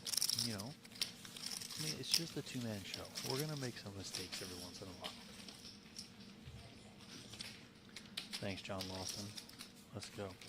And then on the other side of the chip stack spectrum, you got Nick Schulman as the chip leader. 5, 10, 15.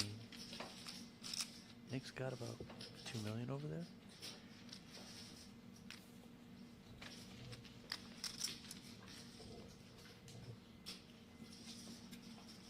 Brock Wilson checking out his position on the USPO leaderboard. A cash would move him to the top of the leaderboard. Now, Clemendang is also still in the field, and Clemendang also won an event here at the USPO. Brock Wilson won the first event. Clemendang won the second event. Clemendang currently sits 6th on the leaderboard with 208 points. And it's Brock Wilson in second with 271. Cherish Andrews currently leads with 282 points, but she is no longer in this tournament, so she's just got a sweat from the outside looking in, as both Clemendang and Brock Wilson are looking to gain on her. Also do want to point out that Sam Laskowitz has had a couple of cashes so far. He's got 95 points right now. If he were to go on to win this tournament, there's 224 points up top. He would then hop up over 300 and be right there near the top, if not at the top, depending on how things shake out for the rest of this tournament. So those are the kind of immediate leaderboard implications, but there are several events here still to go at the US Poker Open. You guys can follow along both on pgt.com and on pokernews.com.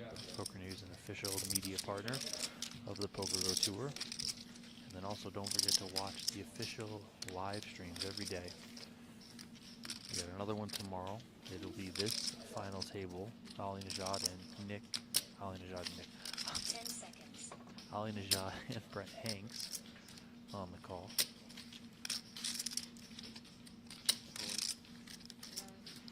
Time extension. We got a jam here. Some joust now. Button raised from Clemendang. The joust says, "Sir, back off." Go ahead, Nick.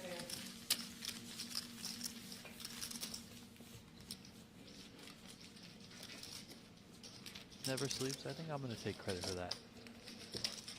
I mean, joint effort at the end of the day, for sure. The thing is that I knew the idea would work. I'm not going to take full credit for it. I will take credit that the idea might work because for as much as I am in the poker streets, no one is in the streaming streets as much as this guy Antonio. I mean, he watches like 6 streams at the same time. Just non-stop streaming content with these guys.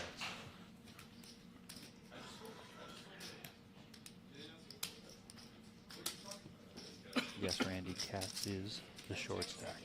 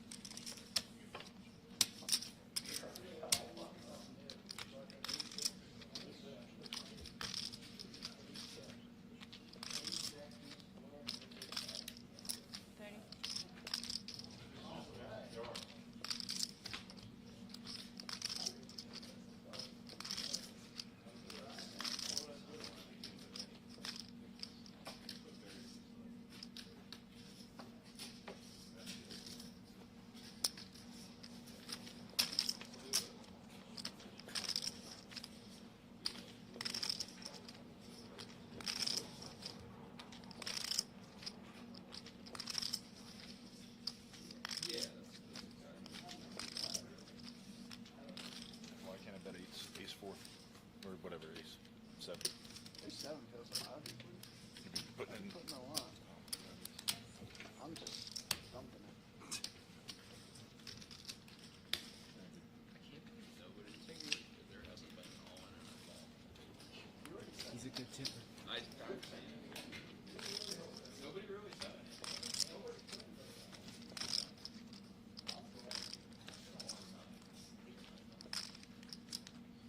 Battle of the blinds here between Samau and Elias.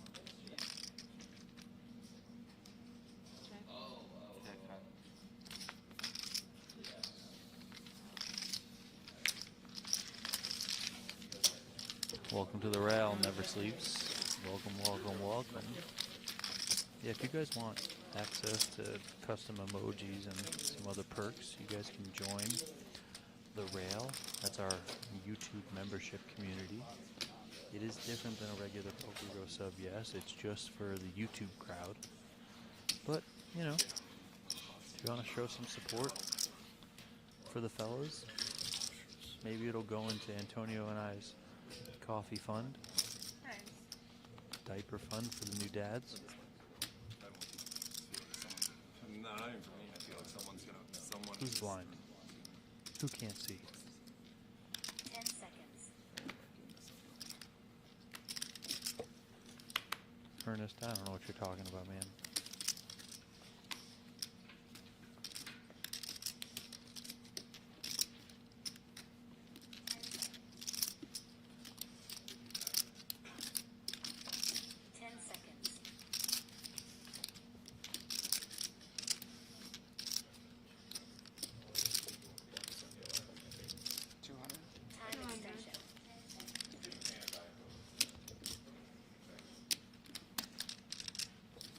Vaisman under the gun made it 50K. Brock Wilson 3-bet to 200K from the small blind. 10 seconds.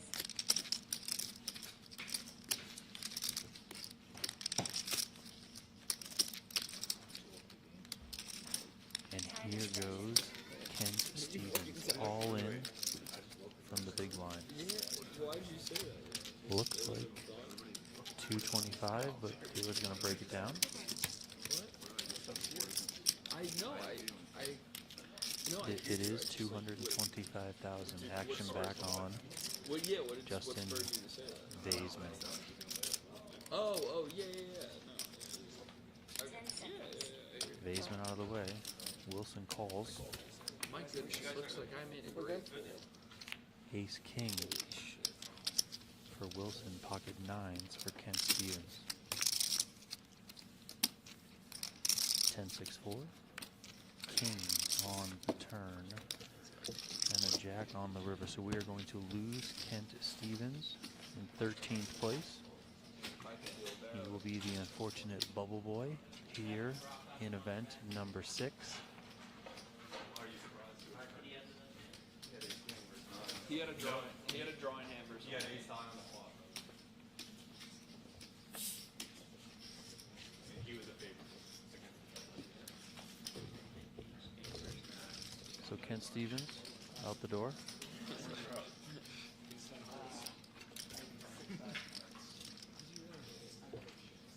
I mean, yeah. Wait, what did you So Kent Stevens gone in 13th place. Dude, no, Sam, bro.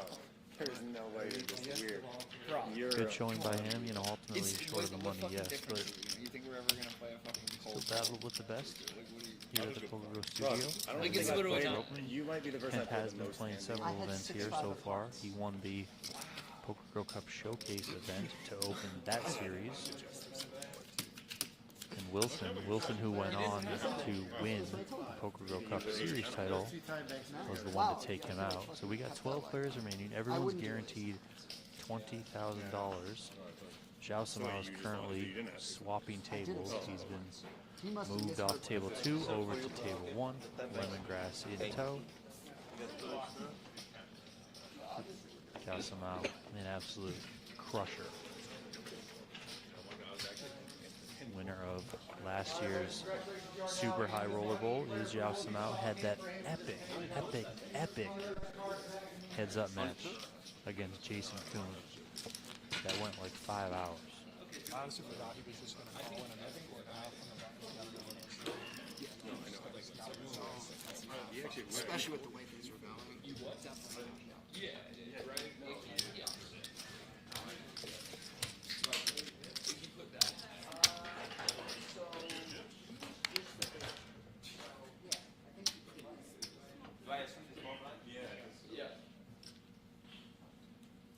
10 seconds.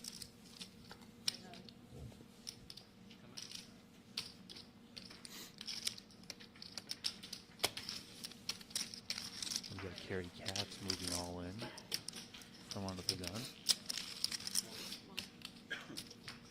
150. All in for 150. 6 big ones, buddy. 10 seconds.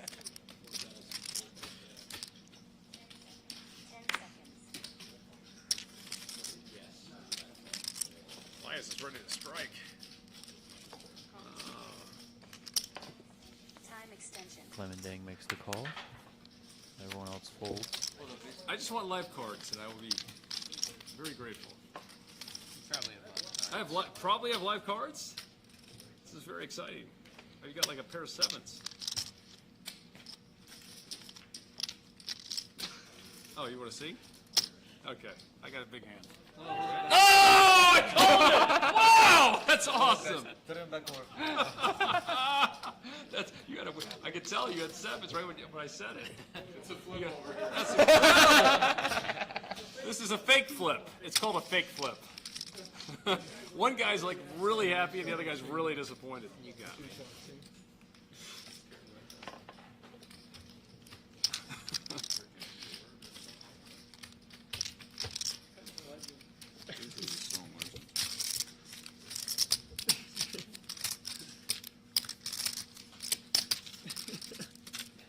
So we do gotta wait for the other table to finish out the hands that they're on. And then we'll run that all in. The all in that Cary called the hand that Clemendang has.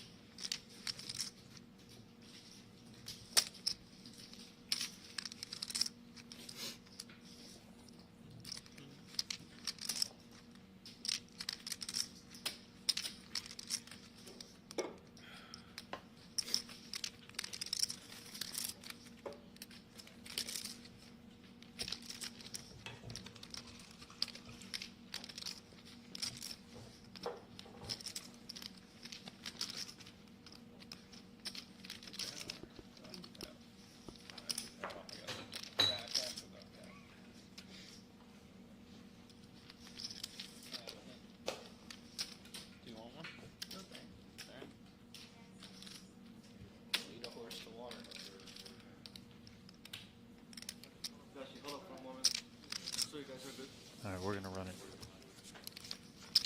We got Queen 8 for Cary, pocket 7s for Clemendang. No help on the flop or turn. And it's a 9 on the river. So Cary Katz is going to be eliminated in 12th place. Cary cashing for $20,000.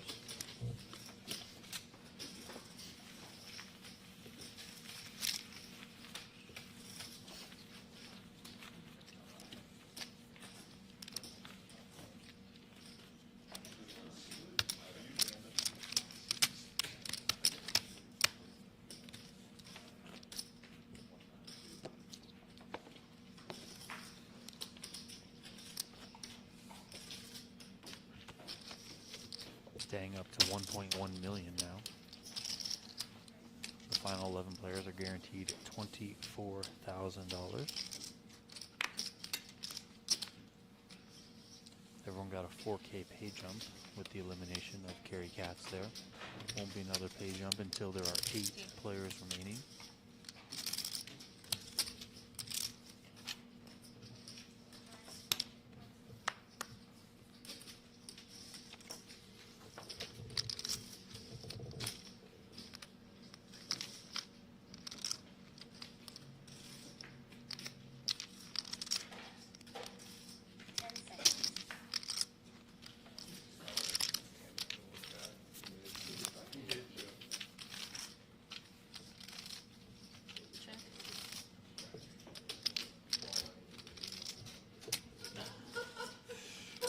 Right now, the shortest stack belongs to Landon Tice.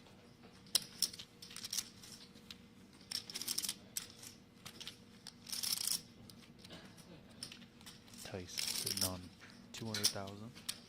10 seconds. 65.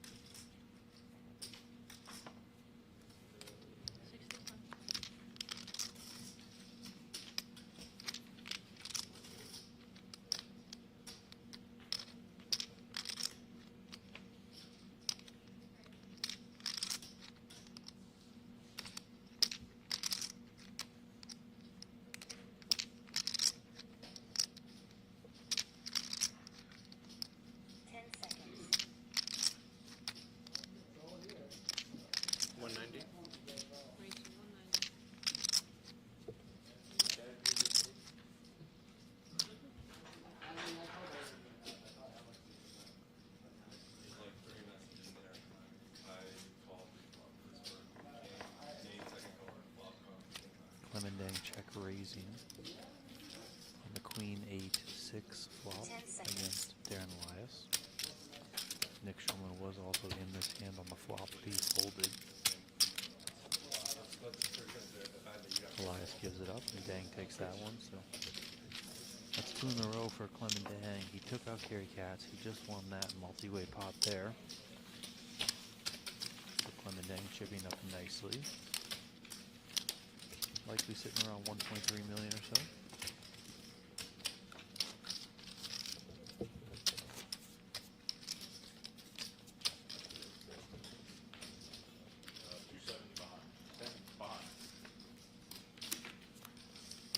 Sam Laskowitz and Zhao Samao going to a flop. Laskowitz has 270,000 behind.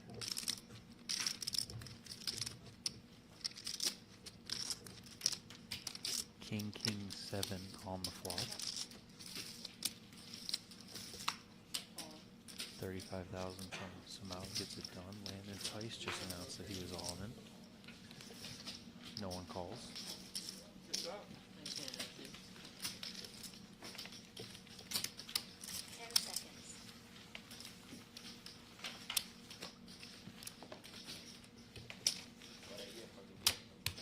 11 players remaining. This is event number 6 of the U.S. Poker Open. Event 6 of 10. Series leaderboard winner is the player to accumulate the most PGT points during the course of those 10 events.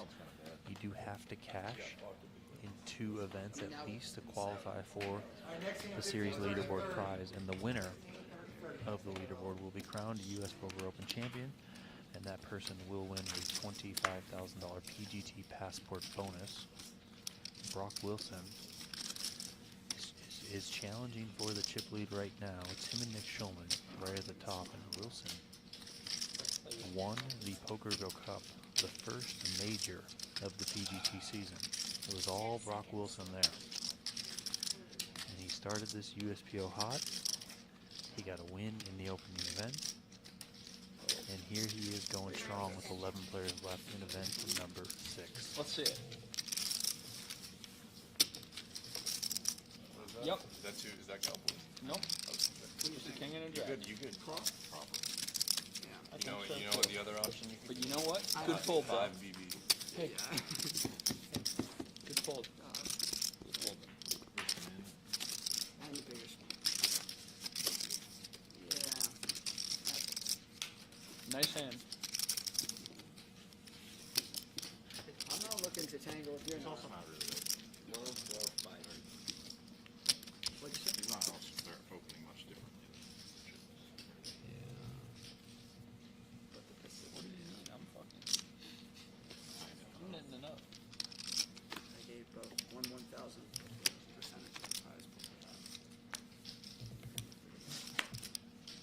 Hey, thanks for the money. Well, it's big for you. If I start to pull levels collectively, it's big. What's next? Queen 4-0?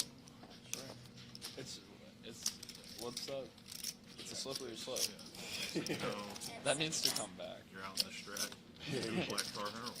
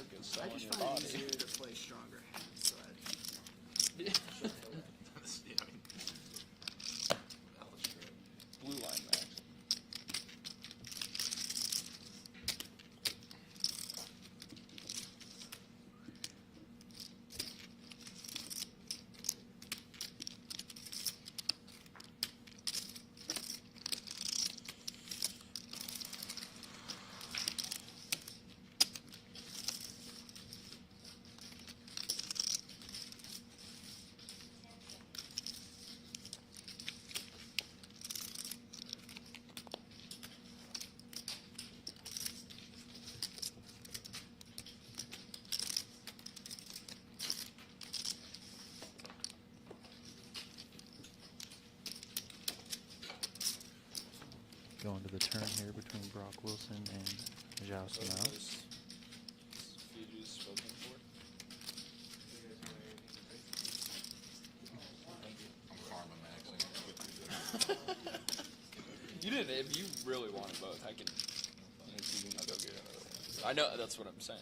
I could very easily go get. I was just feeling ready to. And I saw 2 Paired plus a board die. here, 995 or 9965. Wilson checks. Now that's 80,000. It's nighttime, bro.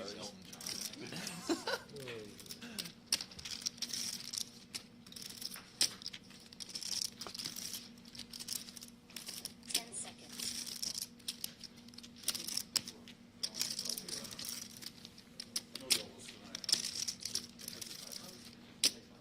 Time extension.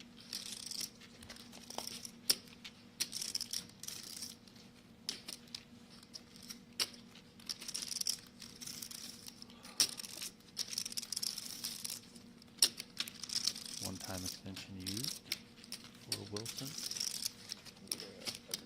10 seconds. Blinds are 15,000, 30,000 right now. They just went up 4 minutes ago. Here comes a check raise from Wilson. Turn up the heat. 260,000. That might have been accident.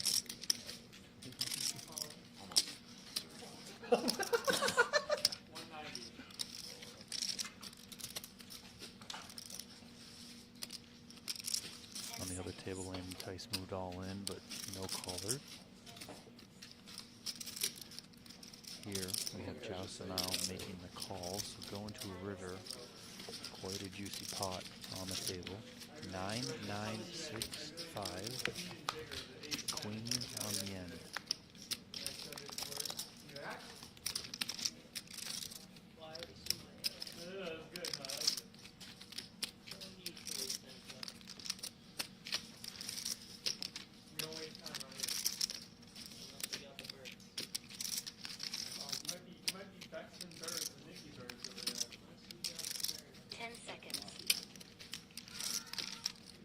Mickey Nap.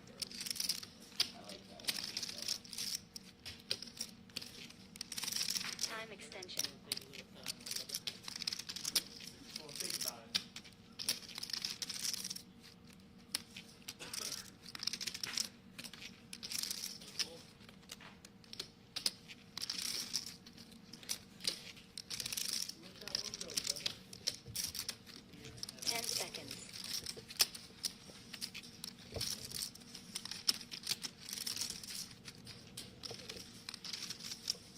Wilson's reaching. Looks like 555,000. We're gonna break this down.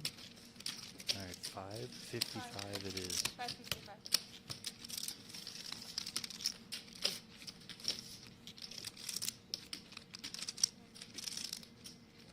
Yasama has about 1.17 behind.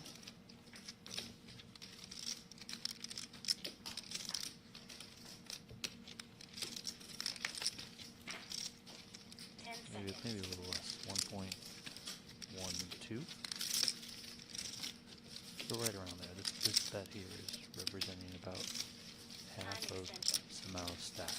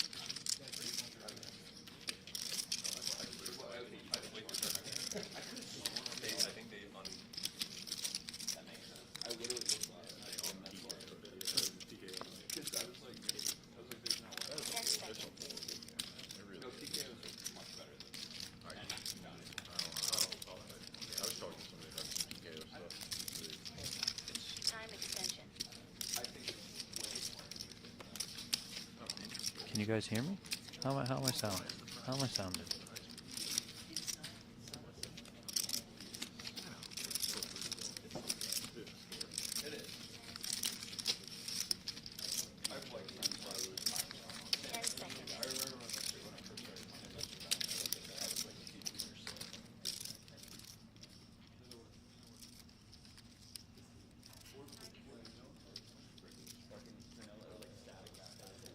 Action still on Zhao Samao here. He has used 2 time extensions.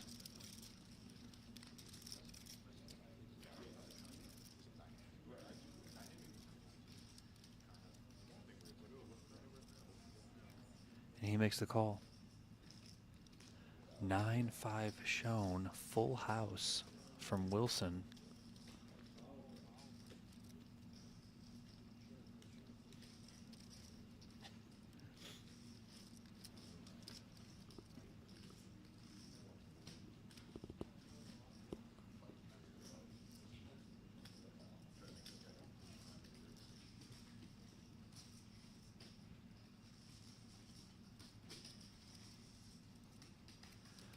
Bet on the end was for 555,000. So that pot there, that pot will move Brock Wilson into sole possession of the chip lead.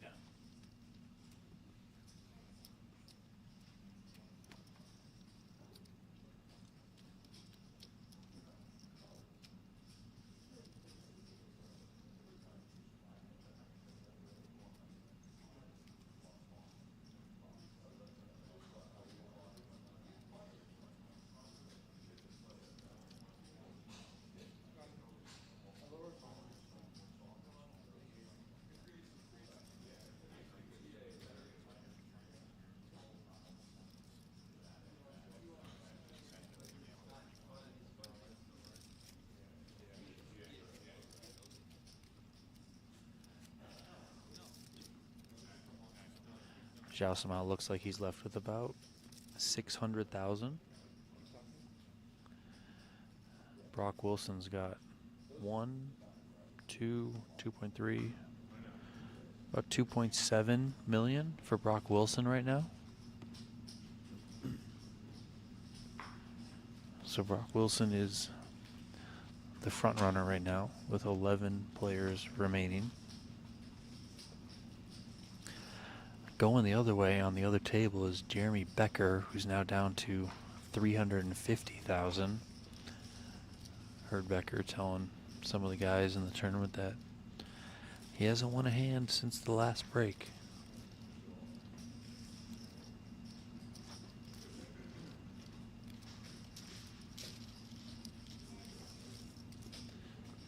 If you're wondering who Jeremy's looking at, that's me.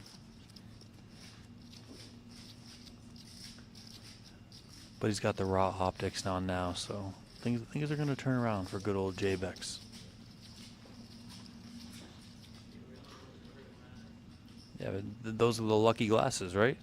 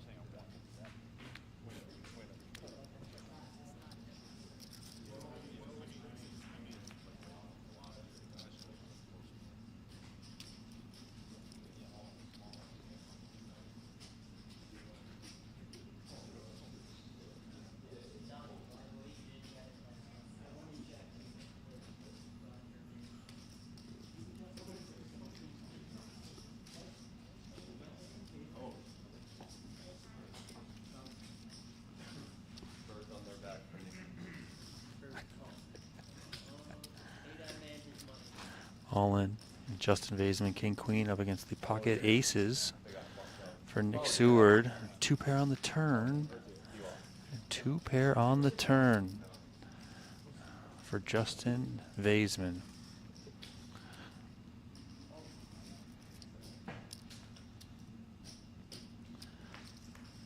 So Nick Seward loses a chunk of chips there to Justin Vaisman. Blind versus blind action. So at this stage of the tournament, I'd say cooler either way, but Vaisman on the right side of the run out.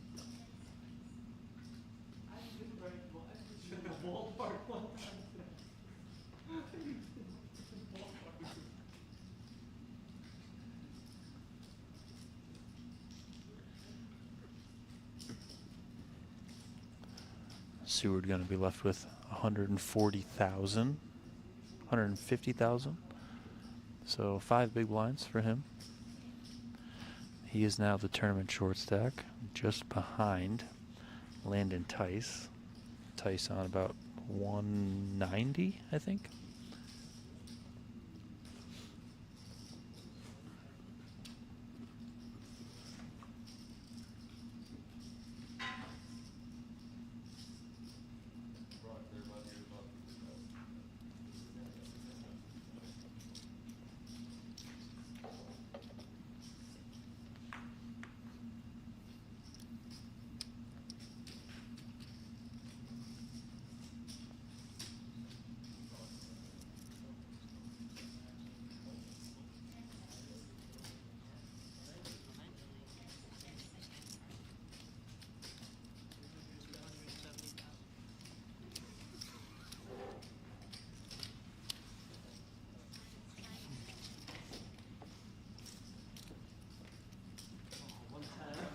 Jeremy Becker all in with 10-7 off against the ace-jack of Darren Elias. 10-8-6.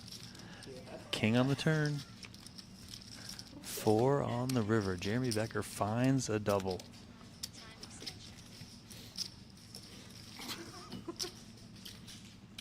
Jeremy Becker all in for 270,000.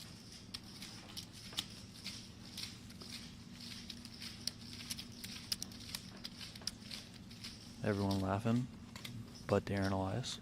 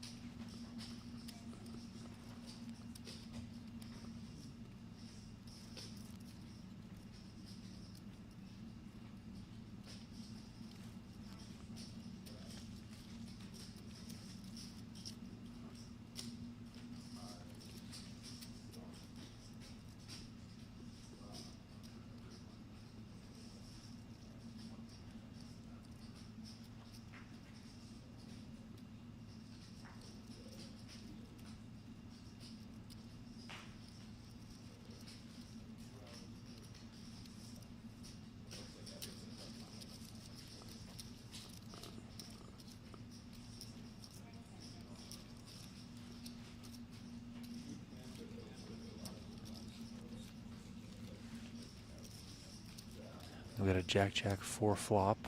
Michael Burke check raised. Brock Wilson. Brock Wilson now putting them all in. Burke calls. Burke has ace-4. It's pocket sevens for Brock Wilson. Queen on the turn. 4 on the river. Michael Burke finds it against Brock Wilson.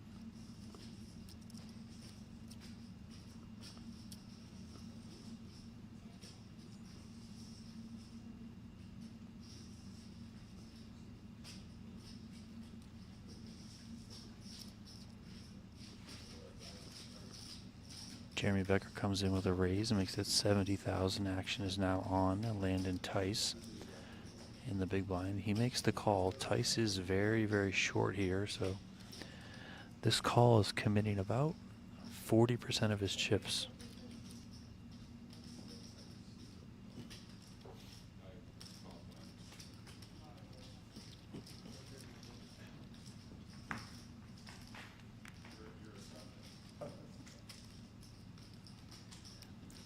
King 10-5 on the flop.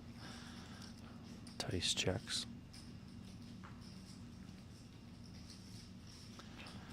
50K is the bet from Becker.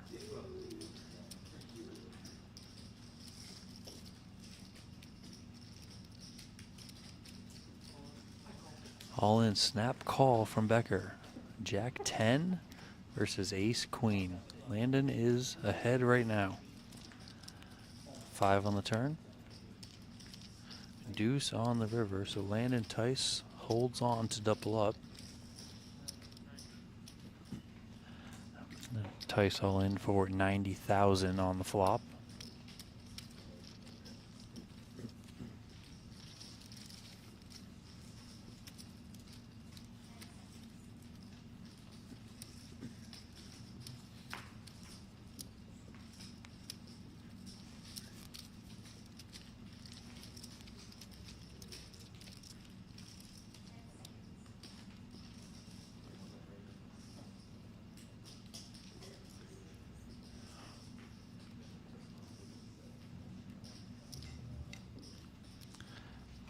From the small blind, Sam Laskowitz is going to get his money in here with 9-7 versus the Ace-7 for Brock Wilson. Where's the hamburger?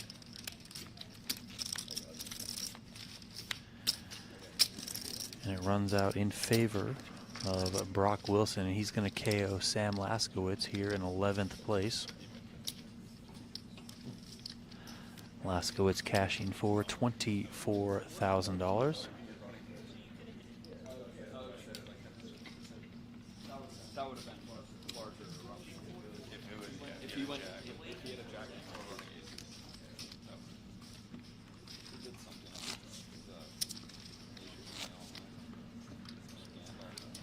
else. Now 10 players remaining here in event number 6 at the U.S. Poker Open. $24,000 is what everyone has locked up.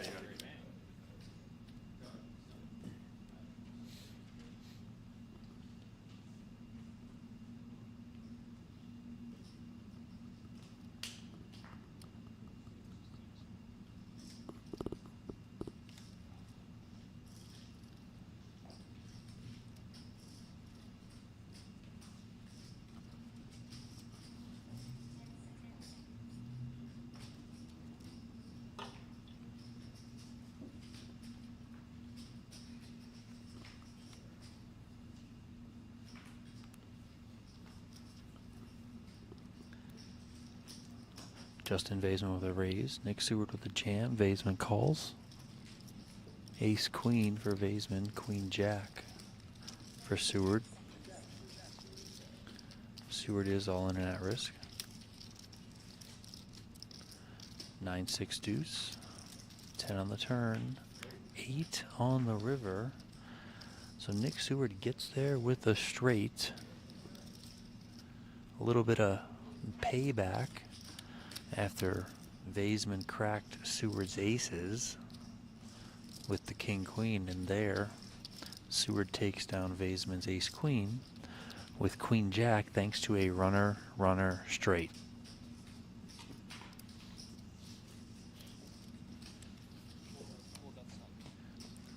Seward back up to 350,000.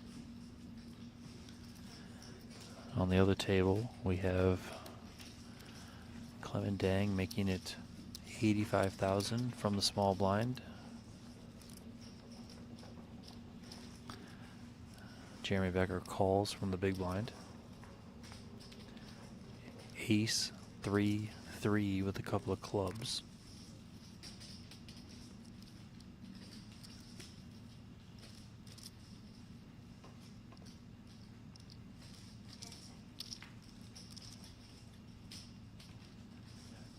Dang comes with 40,000.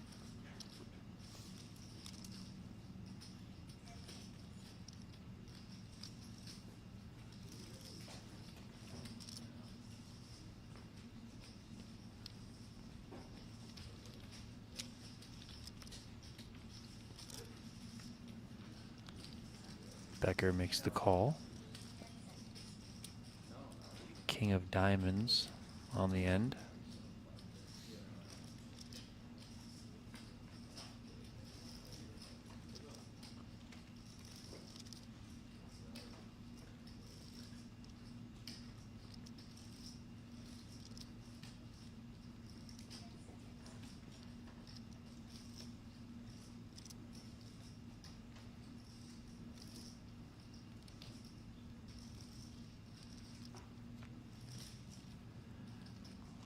Check, check, 5 of spades on the river.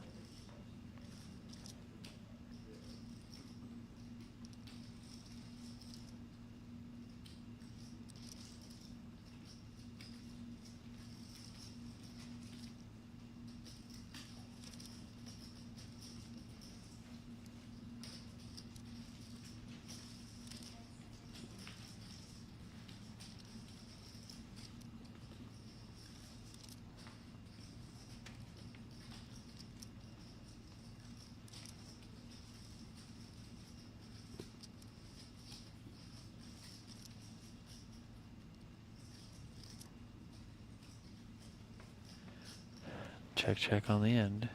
It's queen high. Or queen high. Chop it up.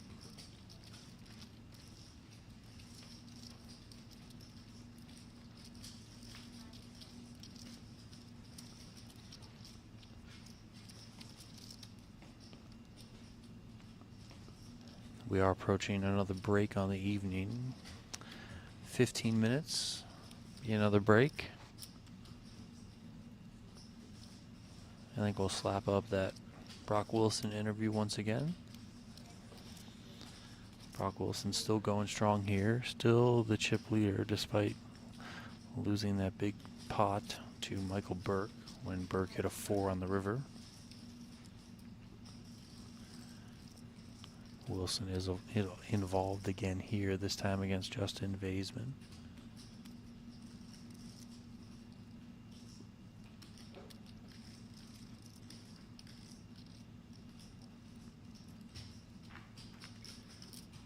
We are on the river. King, queen, 8, 9, 8.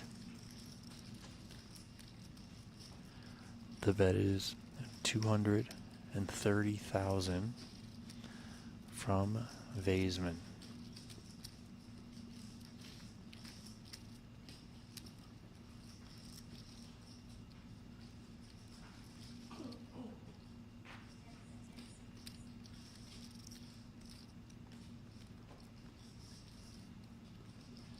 And Wilson gives it up.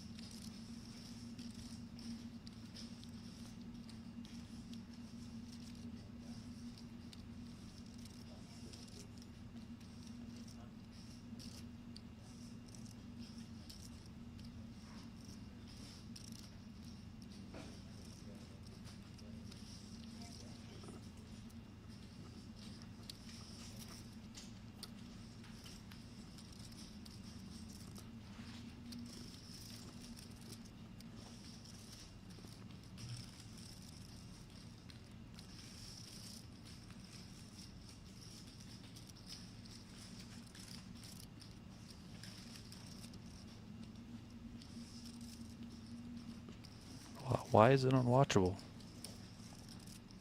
Huh? Let me know.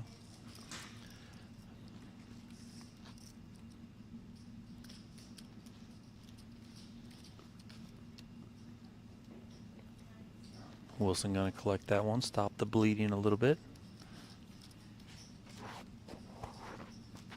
Yeah, I'm here. I had someone talking to me. I didn't want to air their dirty laundry.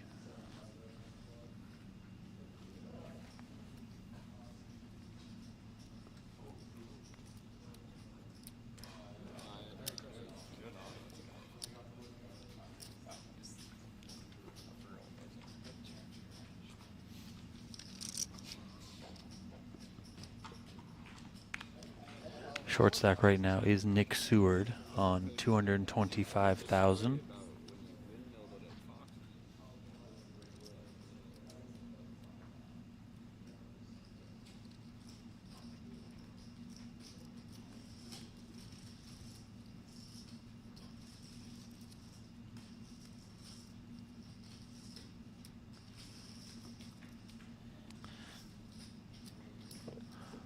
All in from Seward over a button raise from Vaisman. It's pocket jacks here for Vaisman. It's ace 8 for Seward. King queen for Landon Tice against the ace 10 for Nick Schulman. Nick Schulman's going to take out Landon Tice. And then on the other table, we got Justin Vaisman taking out Nick Seward, so simultaneous bust outs. No pay jump to worry about there, so both players going to collect $24,000.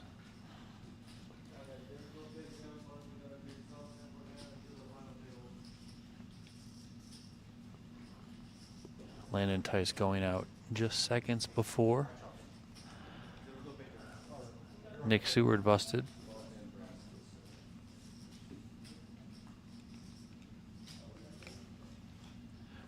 On the hand with Schulman and Tice. I believe it was a jam from the small blind from Schulman into Tice's big blind. Tice called it off. Schulman's ace 10 took him down. On the other hand, it was a raise on the button from Justin Vaisman. Nick Seward went all in with ace 8 from the small blind. Vaisman had jacks on the button, flopped a set, held from there.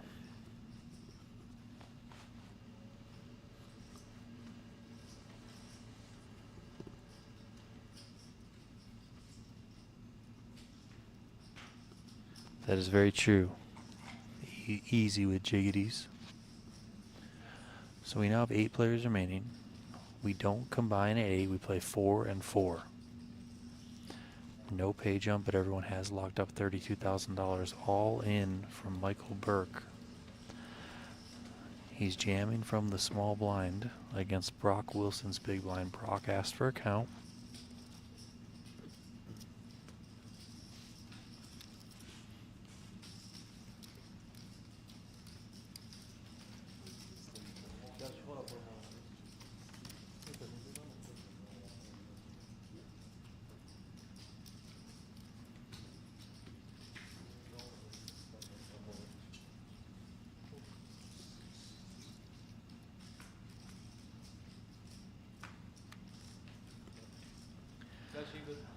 The jam was for 660,000, so 22 big blinds. Wilson folded.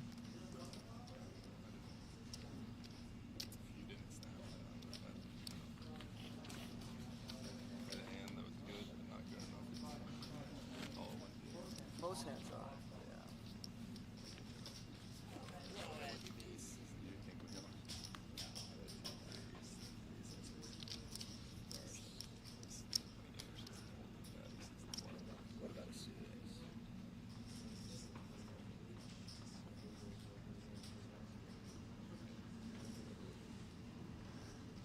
Brock Wilson looking like he's still the chip leader.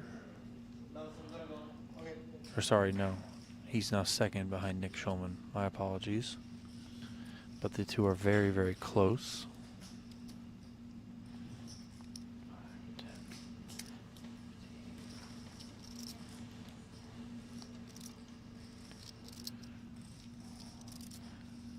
about 2.3 million for Shulman, about 2.15 million for Wilson.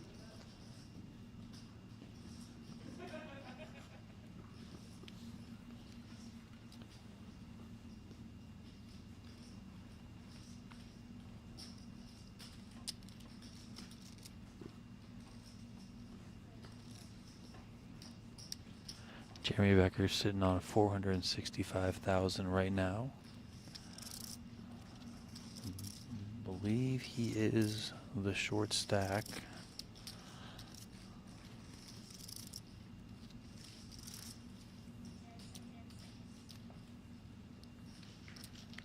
Yeah, he is the short stack right now.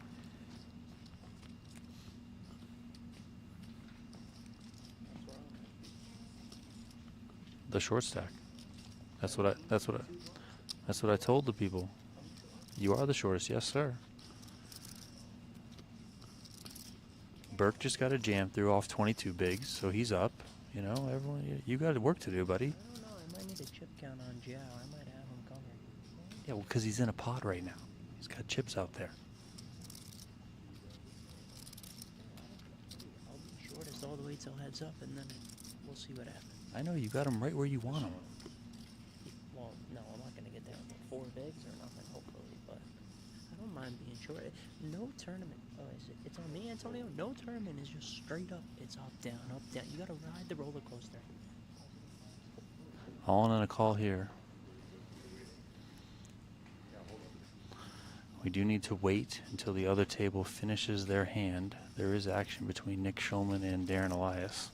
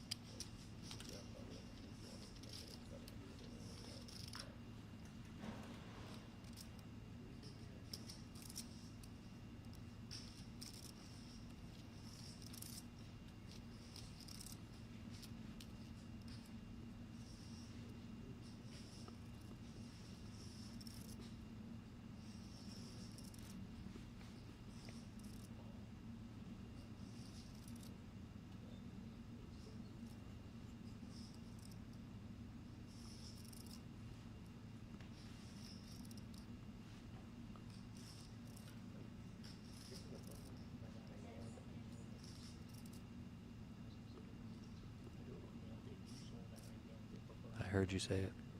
I heard you.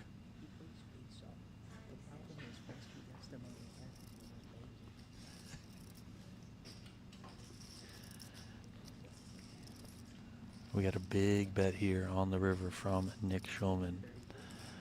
The board is king, 10, 8, 10, 5.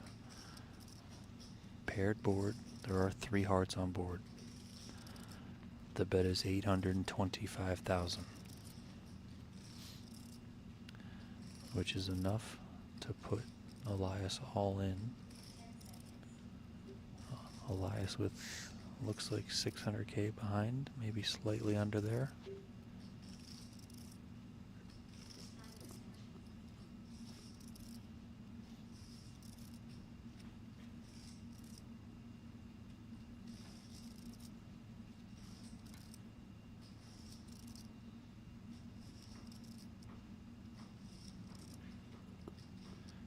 Darren Elias is in the tank here against Nick Shulman. Again, the board is king 10, 8, 10, 5 with 3 hearts.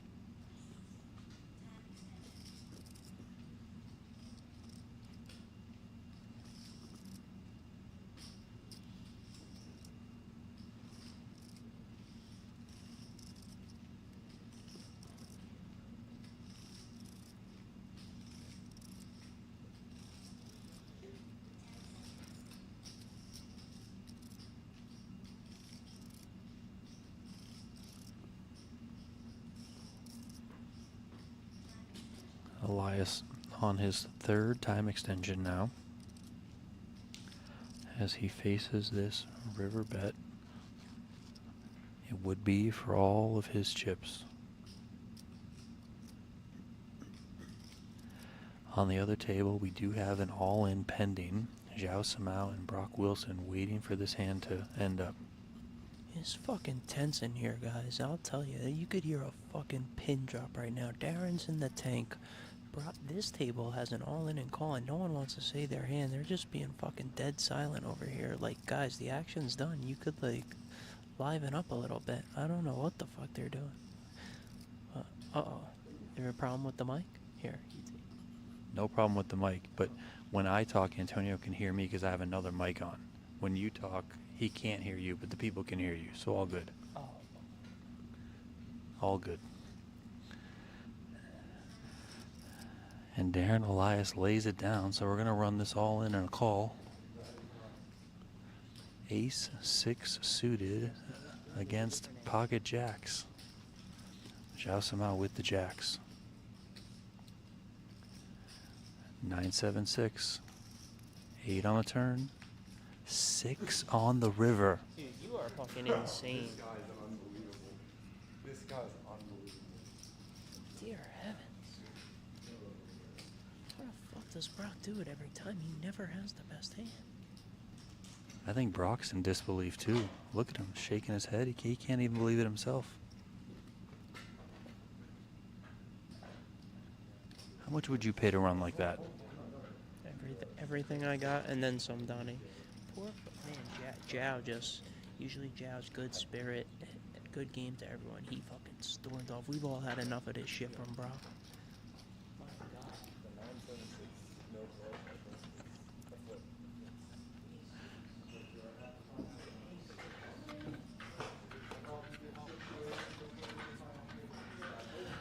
So Brock Wilson drills a 6 on the river. No one can believe it, but everyone can believe it. It's a very weird feeling.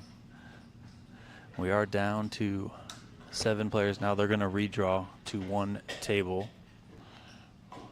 Do we need a break, Antonio, or are we just going? Antonio needs to charge his phone. That doesn't mean we need a break.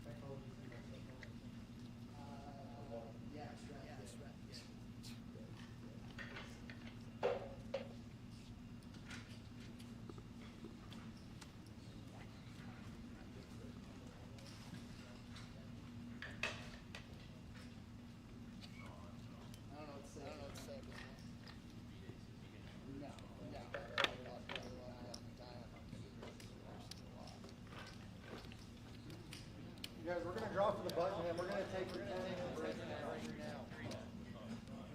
Get everyone situated. We're going to take a 10-minute break now. We're going to come back with 5 minutes left in level 16. I'll come get you. Well, I guess, I'm going to...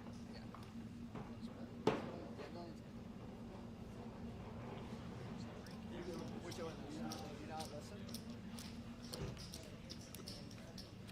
Imagine having too many chips and you don't know what to do.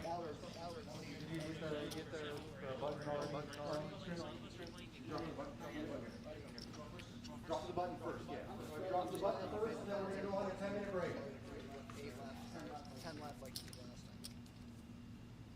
I would say there was a bunch worse evolution today than yesterday.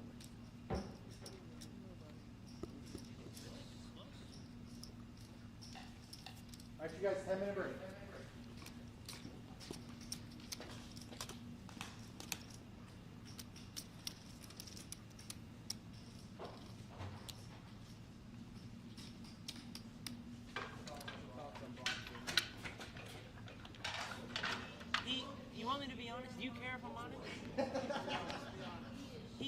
so lost post-flop. It is like ridiculous. He just fucking gets it all in on their backs. He's 20 to 30%, and he doesn't lose. And you know what? God bless. Like, I'm jealous. I'm not like hating. Like, good for him. Like, but it's just like enough is enough. Like, what? I don't know. I just think we've all had enough at this point, and like, just level the playing field for a tournament or two. You know? Not like I'm like anti-sweating, you're all in or something, but it's like, well, how's he gonna fuck him this time? And it's like, boom, and then it's like the same thing just over and over.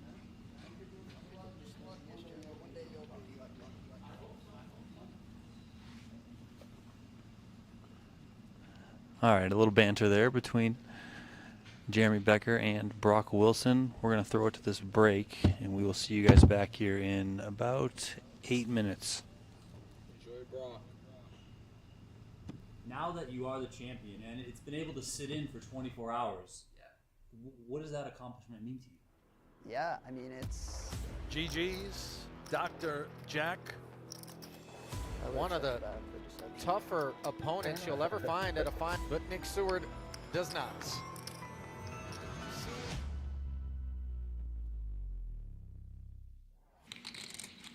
How you feeling? I'm feeling good, but we're not there yet. Locked up, man. It's not locked up. We'll see. Completely locked up. I've done dumber shit. I think you should put it You on. did run the worst bluff I've ever seen. It means a lot. I don't know. I'm really excited. It was awesome. I'm getting so many positive messages, and I really feel the love. I work really hard at this game, and I really enjoy it. And I always looked up to players who have made these types of accomplishments when I was, ever since the PGT started, and before that, I feel like Poker Masters has been around since 2016, 17, 18 time period, and this seems like the equivalent. And yeah, I mean, it means a ton.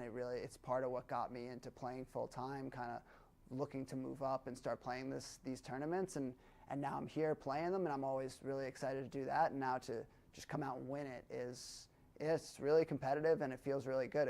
Came down to the wire a little bit. I had to perform in this tournament, and fortunately things went my way.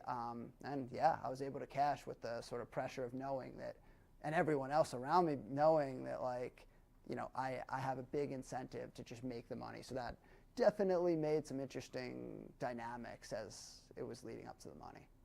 Now, rewinding back to event number 4, the first one that you won here at this series. Mm-hmm. There's one spot in particular I want to ask you about. Final table, 6 left. Yep. You're, I believe, second in chips to David Coleman. Yeah. He raises under the gun. You flat small blind. Mm-hmm. Shannon jams. Yeah. He rejams, and you jump up out of your chair. You tank for a while. You later say you folded 2 jacks. You're like, man, the only thing that you can do this with is ace queen. Like, what's going through your process to call, to then fold? Did you look at the spot afterwards? Yeah, so that was a really interesting spot. I definitely looked at that one after. It was me and David were 1 and 2 in chips. There was 6 left, and then there were sort of distant 3rd, 4th, 5th. 3rd was kind of close, but 4th, 5th, and 6th were distant last. And when David goes all in, David knows I'm going to flat mostly stronger hands. I can have good hands in my flatting range because I'm not trying to get all in versus him without pretty good hands. So, I'm going to flat some stronger hands. So when Shannon shoves, he understands that, hey, I can have some good hands here. And then when David jams on me, he's also understanding that he can run into some bigger hands. So both ranges are a little bit stronger, I thought, and really what I need to see to call it off there for all the chips is I need to be ahead at a reasonable frequency, more so than if it was just early in the tournament, because the downside is so high. Like if he flipped over his cards and showed me he had ace queen, it's not worth it for me, because yeah, if I win it, I win the tournament, but if I fold there, I'm also getting top 3 at really high frequency and can still, I had 2 blinds in the middle. I didn't have that much invested. So, I knew that when David jams there, he's not going to jam like 9s, I would think, just because it's never going to get called by worse. It can definitely get snapped off. If I had queens, that would have been the hand to call, because now I do really good against ace queen. David played it well. I played it well. Like, if I was playing against somebody else who I didn't know their thought process as well, I would be concerned that they might have something kind of silly that thinks that, oh, I could just knock Brock out always because he has so much pressure on him. Then it's, well, if I can see some lower pairs, I really should obviously take the risk and just try and win the tournament right there. So.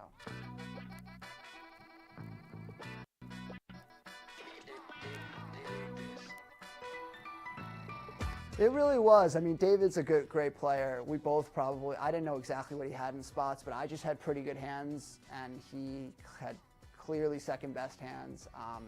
Three-handed, fortunately, I had some bluffs that actually worked, so it worked out perfectly that he folded when I was bluffing, called when I had it. Sometimes in these spots when it's like two players who are trying to think at a high level, that, you know, sometimes it's just like, well, your card, you have this hand, and this is a below average bluff catcher in this spot. And when I'm bluffing, if you happen to have that hand instead of the good one, or a sick trap, like, if that happens, then that's kind of a form of run good that clearly was the case for me, because I think David mentioned some of the hands he had, and I would have played them the same in his situation. So, yeah. The doctor is no longer in. One of the tougher opponents you'll ever find at a final table. So the ace-10 holds, but Nick Seward does not.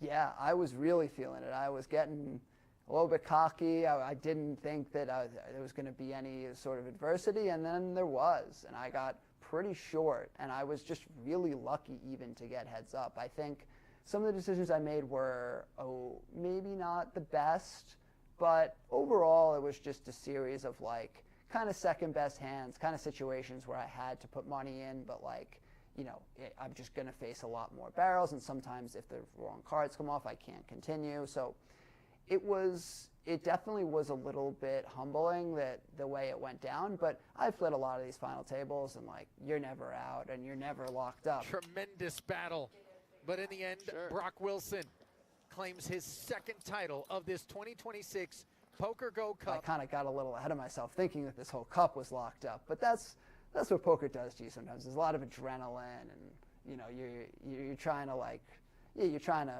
really envision good things. Game 6 Trey.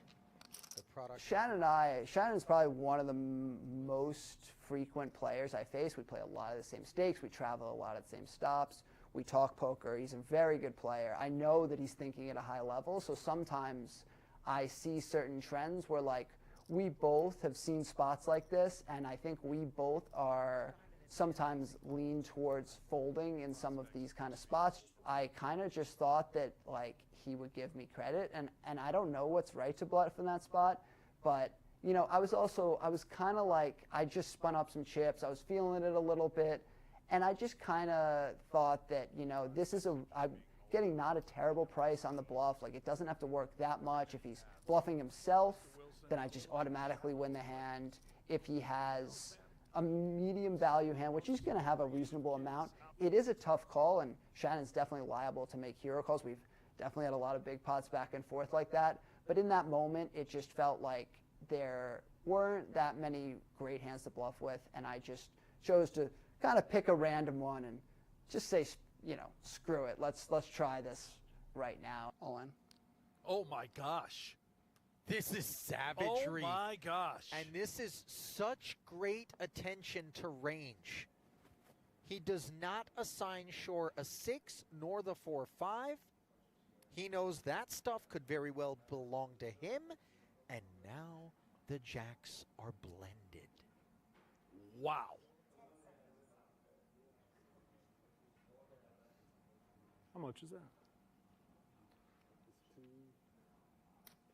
See, the thing is, Brent, Shannon knows all of that too. He does, and he also hates to fold, but he's been wrong in some of these spots, right? The ace-8 hand calling Brock light on the river. And Brock is using all of that against Shannon Shore. Okay, let's unpack this one alongside Shannon. Do we remove all of the King X from Wilson's ranges played? No. No. You think there's still some King X that's going to stuff it here on the end? I think it's within reason. And that's problematic for the jacks, because Right. that's the easiest hand to be produced in this situation.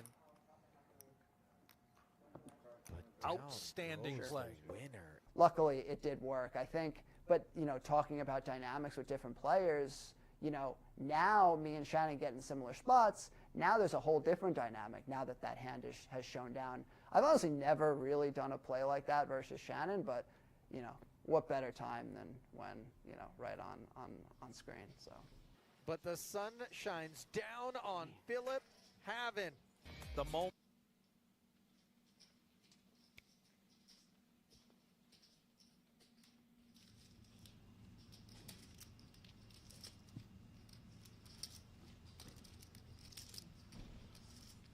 Welcome back, everyone. Took a break there after redrawing to the final table of 7. 7 players remain. Event number 6 here at the U.S. Poker Open. Everyone's guaranteed $32,000. A few minutes left in this level. The players opted to take their break before the end of the level, so they just kind of redrew to the final table, then hopped on their break. So once this clock turns over, we're just going to play on through.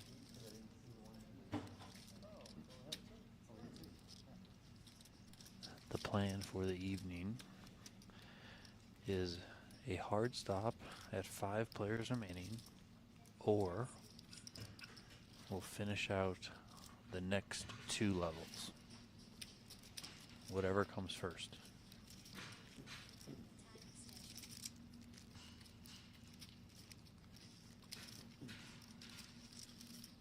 We have a bet here on the turn of $155,000 from Justin Vaisman.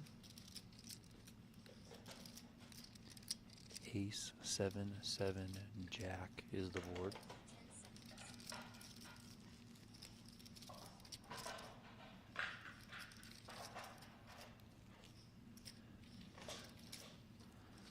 Michael Burke gives it up.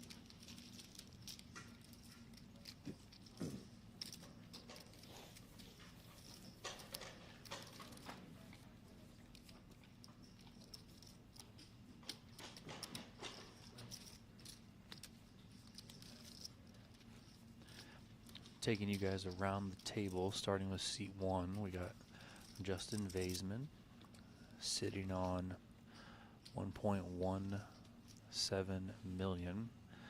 Then we have Brock Wilson on about 2.9 million in chips. He is the chip leader right now. Clement Dang is in seat 3 on about 1.4 million. Michael Burke next to him, sitting on about 675, maybe 700K. Darren Elias is also here, looking like 600K, we'll call it for Darren.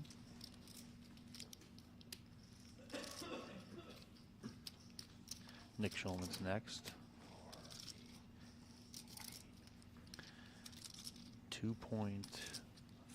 2.6 million for Nick Schulman. And then the current short stack is Jeremy Becker over in seat 7 on 500,000. Blinds are 15,000, 30,000, but only for another 30 seconds before they go up to 20,000, 40,000.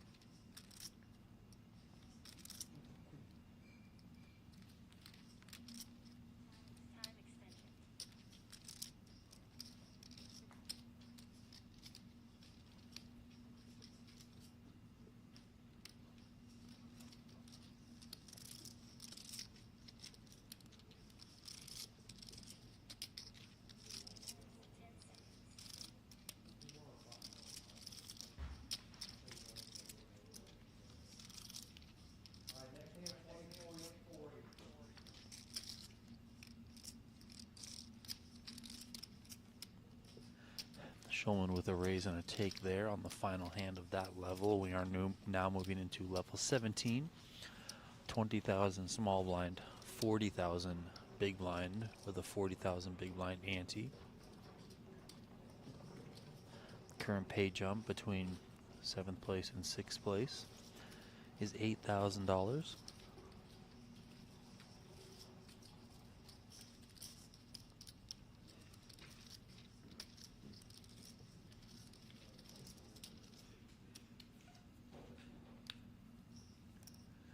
A couple of players at this final table, Brock Wilson in seed 2 and Clement Dang in seed 3, have already won events here at the US Poker Open. Wilson won the opening event of the series. Clement Dang won the second event of the series.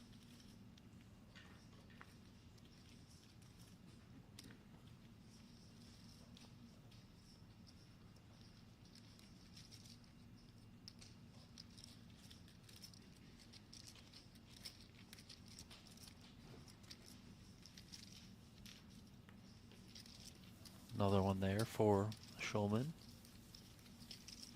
He's been active at this final table to start things off.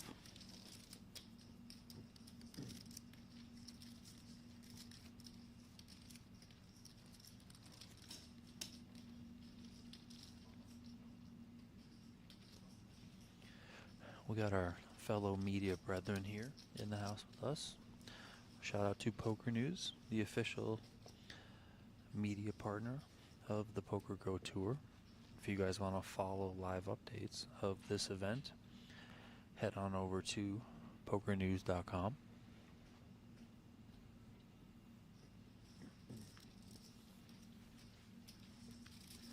Poker News gave me my first job in poker.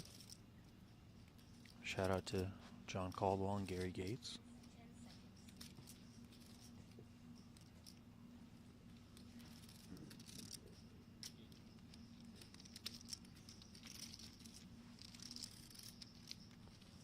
Clement Dang, 80,000 on the button, coming in with a min raise.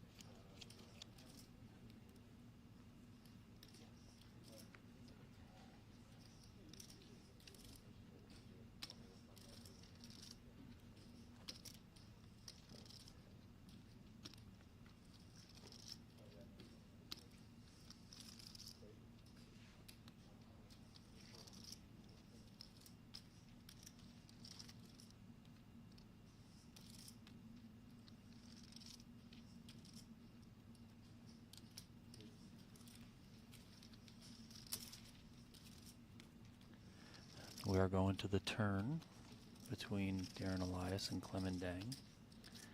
King 4, 4, 6.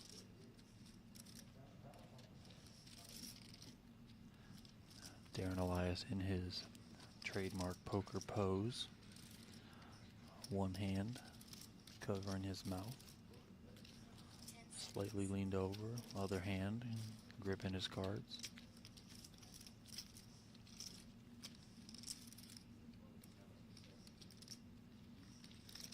Action checks through to the 8 of hearts on the river.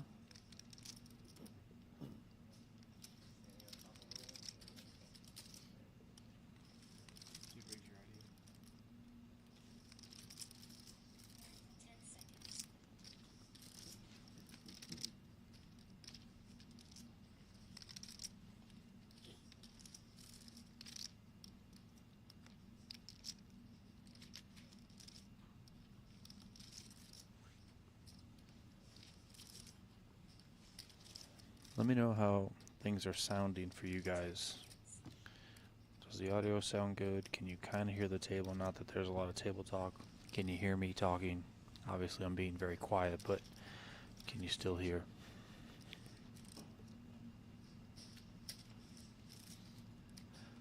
We have a check from Elias on the end, and it's a 600K bet from Clement Dang. So another tough river spot here for Darren Elias. He had one earlier when there were still 2 tables left against Nick Schulman, and here it's against Clement Dang. time extension being used. This bet would put Darren Elias all in if he were to make the call.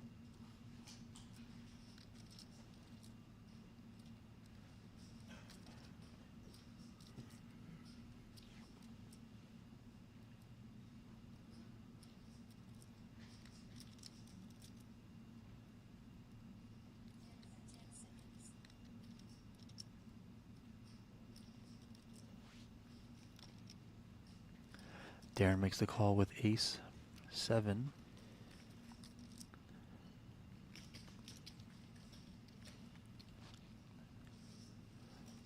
And it's ace king for Clemendang, and ace king is going to do a 2-pair for Clemendang. Taking out Darren Elias in 7th place. Darren cashing for $32,000.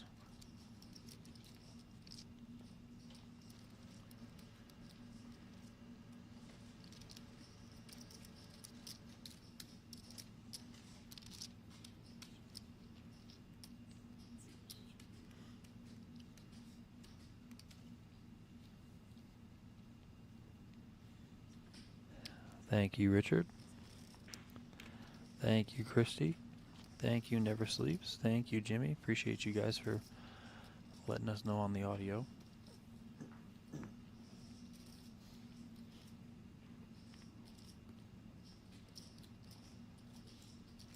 Down to the final 6 players here in event number 6 at the U.S. Poker Open. 80 entries began this tournament. $800,000 prize pool up for grabs. $224,000 for first place. If you guys missed it a couple of minutes ago, the plan is to do a hard stop if there are 5 players remaining. So if we lose one more, we will stop for the evening, or we'll finish this level and the next level, whatever comes first.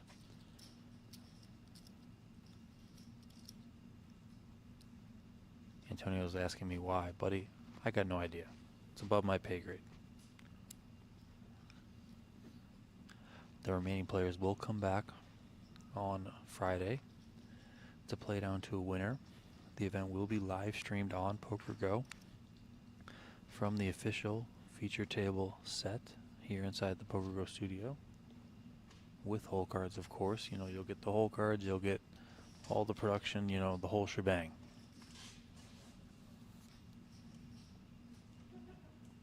What do you got over there, buddy? Nick Schulman moving all in here from the small blind against Jeremy Becker.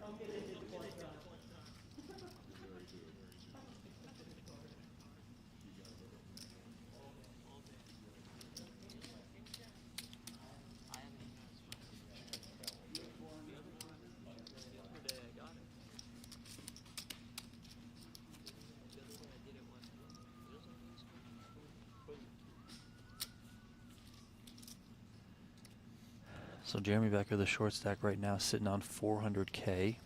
He is in the small blind to start this hand, so he's working with 10 big blinds. Michael Burke is second to last in chips. Burke is on 560,000. So it's 14 big blinds for Burke.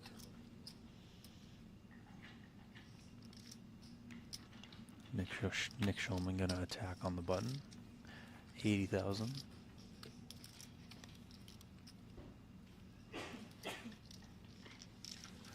Schulman takes that one.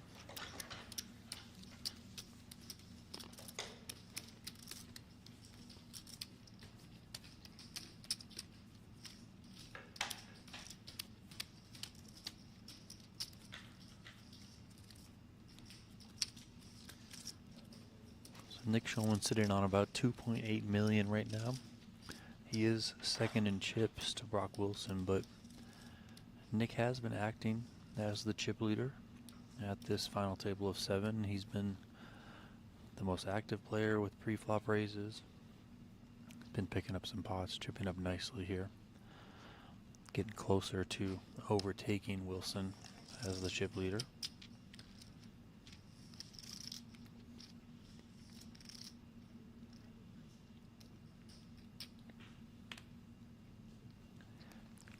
Clement Dang here with the raise. Makes it 95,000.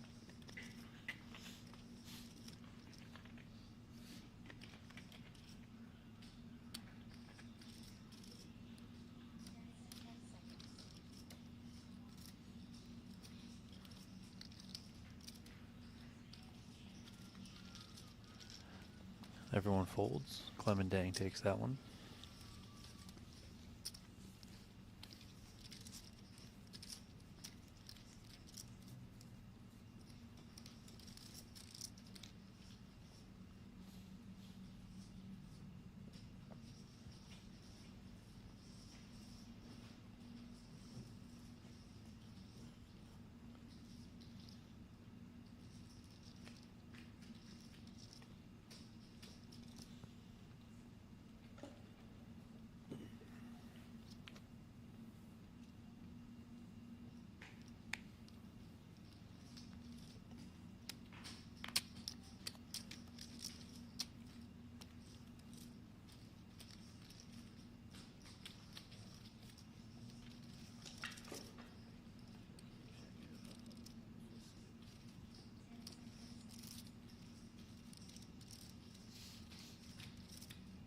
Action folding over to Brock Wilson in the small blind.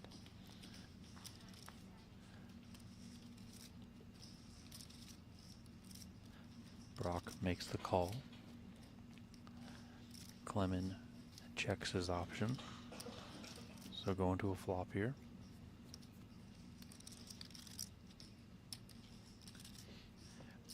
Ace, Jack, 4 with 2 diamonds.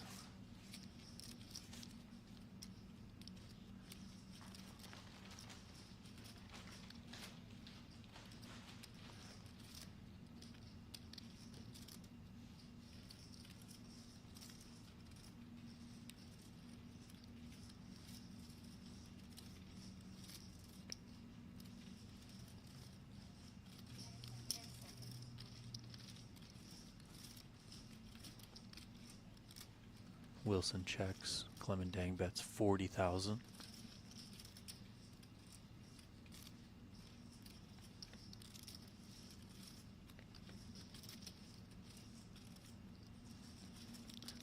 Wilson makes the call.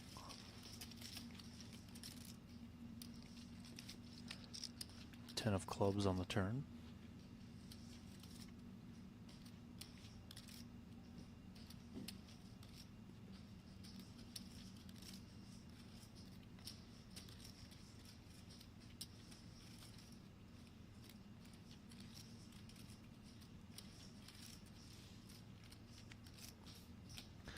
Both players check. We see the 6 of spades on the river.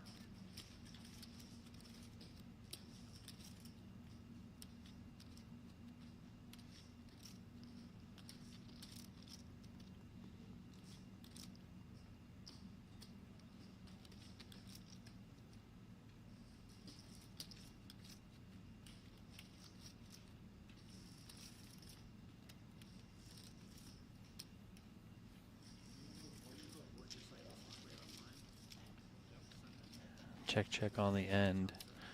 And Brock's going to take it with the king high, king 9 high.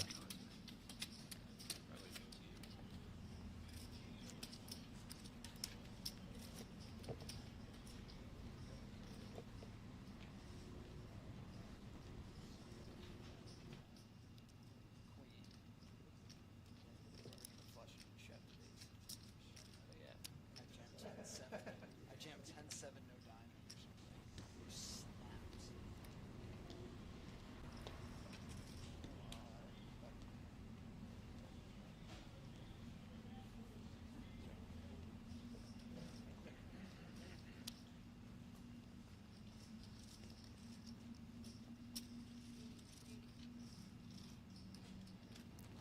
80,000 here from the cutoff from Justin Vaisman.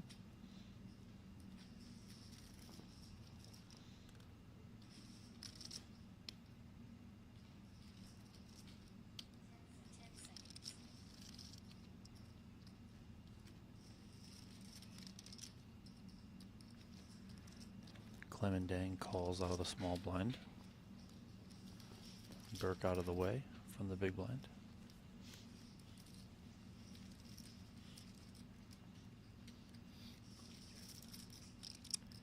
We got a queen, jack, 9 flop. A couple of hearts out there.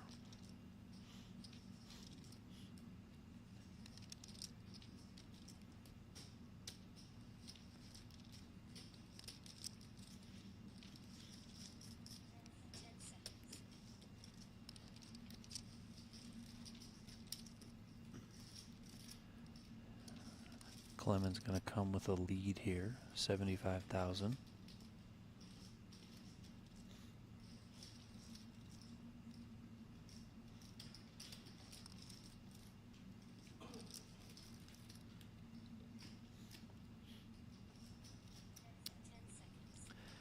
Vaisman makes the call.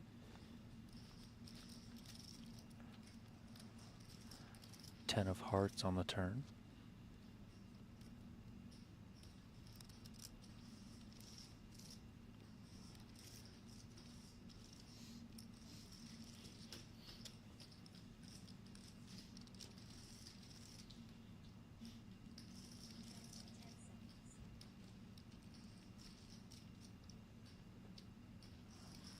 Dang checks.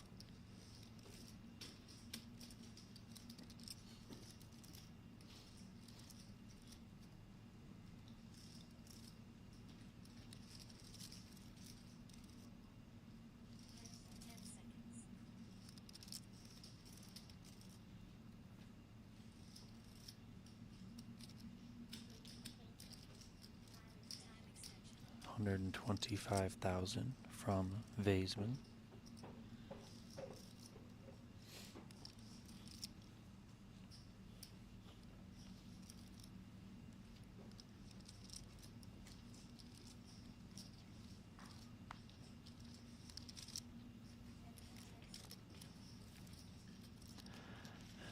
Dang gives it up, and Vaisman takes that one. For those wondering, the chip denominations, the 5Ks are the blue chips, the 25Ks are the purple chips, and the 100Ks are the yellow chips.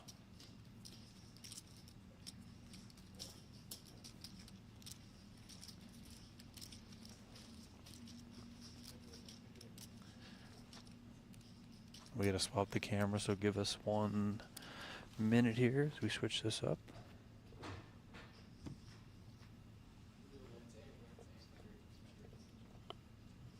Just a quick equipment change, lens and battery.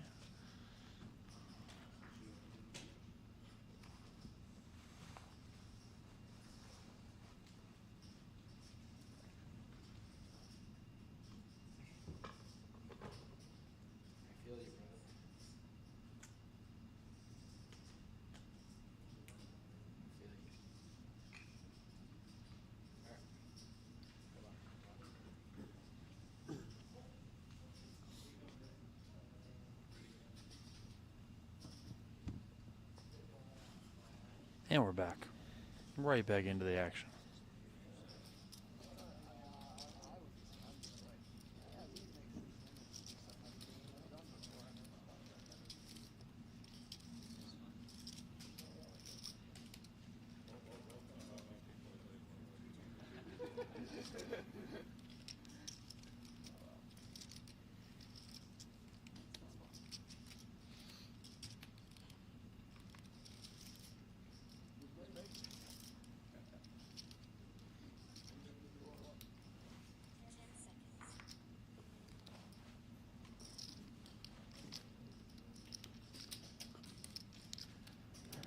Brock Wilson here, raising right into Jeremy Becker's big blind. Becker is the shortest stack remaining. Wilson made it 80,000 to go.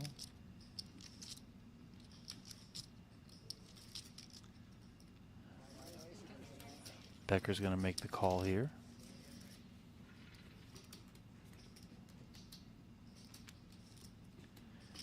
Ace, king, deuce with 2 spades on the flop.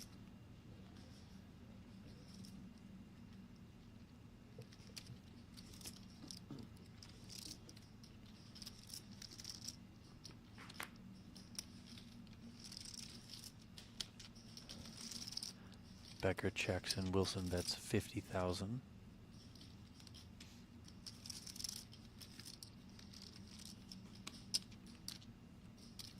Becker comes along with the call.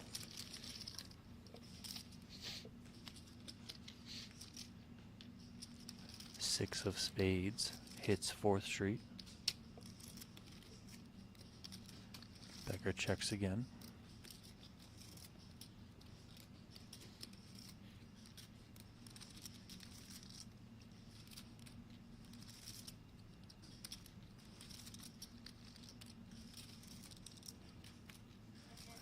Action is on Brock Wilson right now. All right, he checks back. And we see the 4 of hearts complete the board on the river. So ace, king, deuce, 6, 4 with 3 spades on board.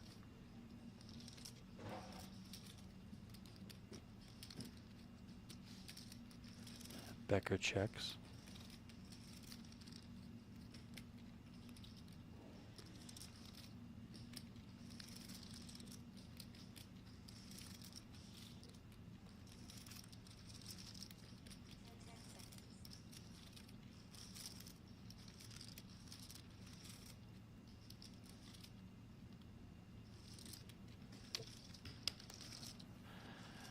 Brock bets enough to put Jeremy all in. Jeremy has 230,000 behind, and it's a quick fold out of Becker.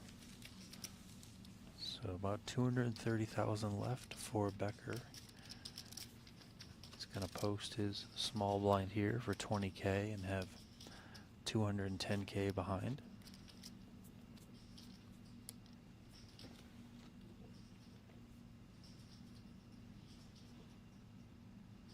Big blind is 40,000, so Becker's working on sub 6 big blinds here from the small blind.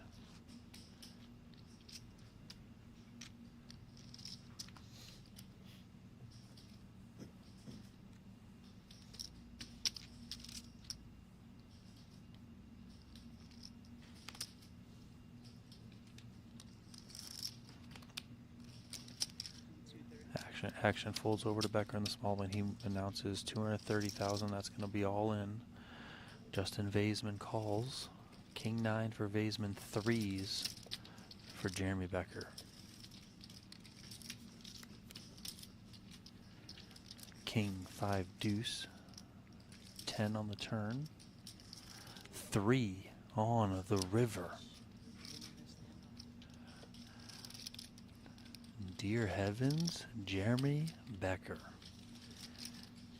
finds the tray ball on the river. So 10. You were anti-sweat? No, actually. I thought you were going to. Holding a 3 though, like it isn't even really an anti-sweat on the. Yeah, I know. I thought he was going to look at it. Like he's out.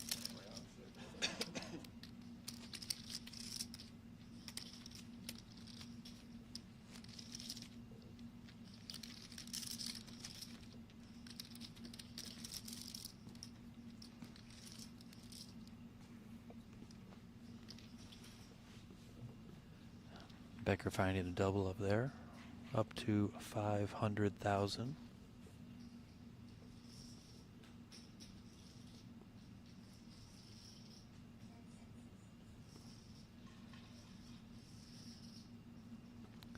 I believe that puts Becker narrowly ahead of Michael Burke, who's got, it looks like about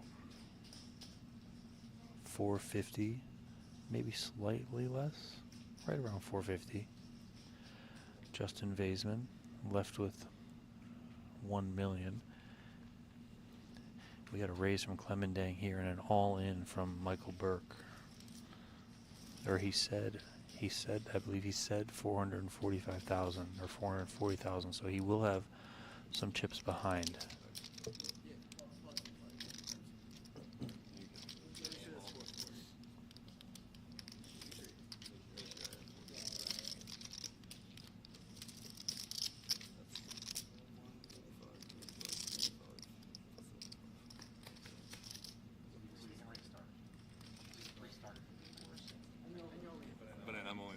So he will have 20K back because he said 440. He didn't say all in, he said 440. So he still has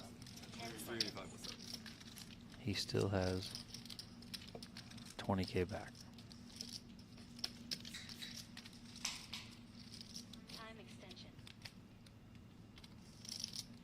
Action is on Clemendang here. Clemendang did open the action from under the gun.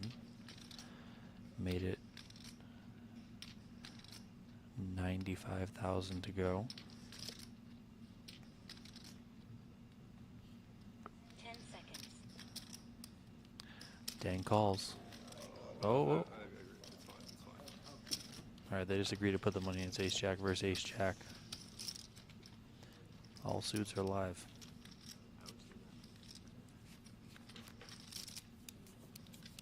We got a heart sweat.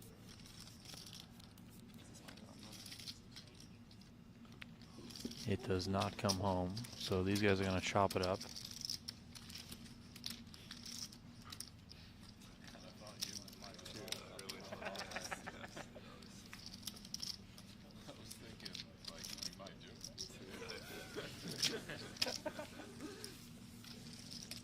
So both players do chip up slightly there. Taking the blinds and the ante, chopping that up, so they'll each add 50K to their stack. Exactly. What are the odds of that? What are the odds of that?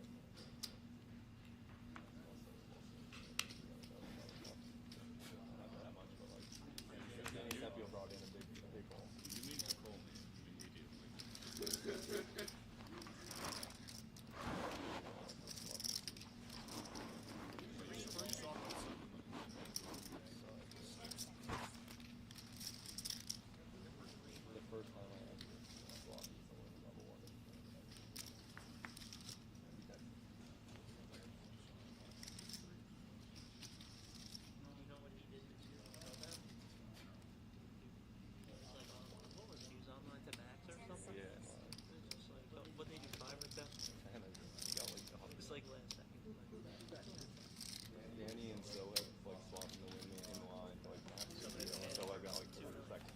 Yeah.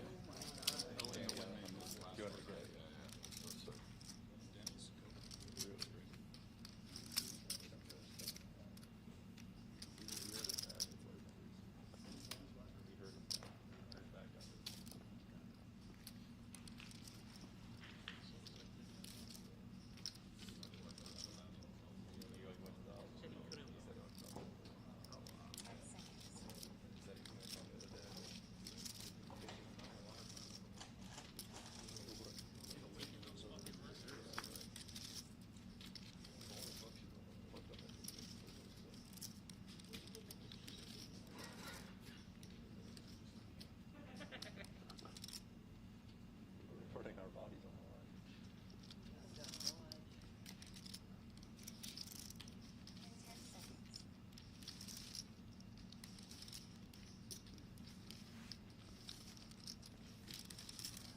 Betting a call on the monotone queen 10-9 flop. Got another queen on the turn. Action is between Clemendang and Justin Vaisman.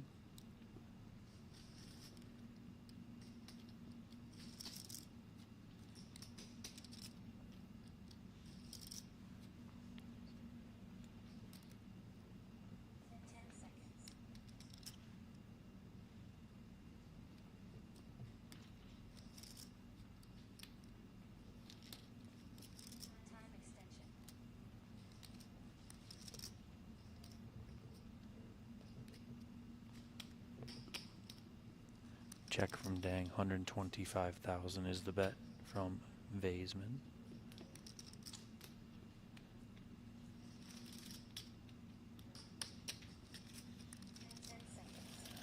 Dang folds.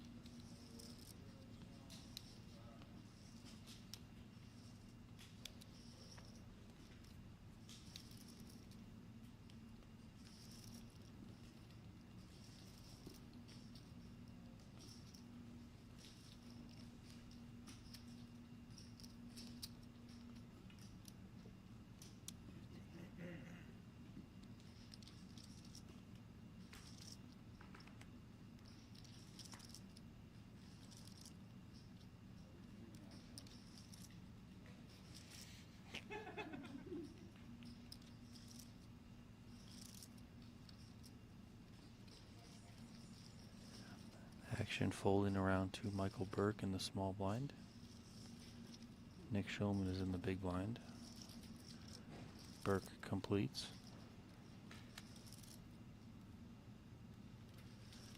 Schulman checks.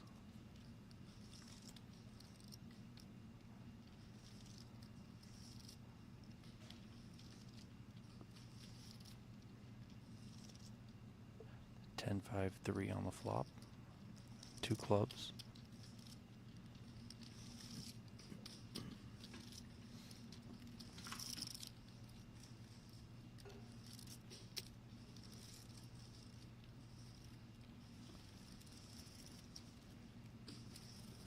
Bet is 40,000 from Schulman.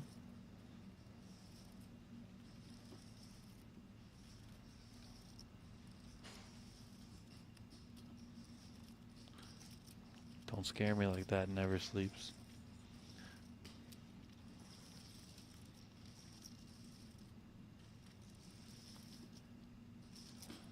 Michael Burke comes with a check raise, makes it 110,000. And Schulman folds.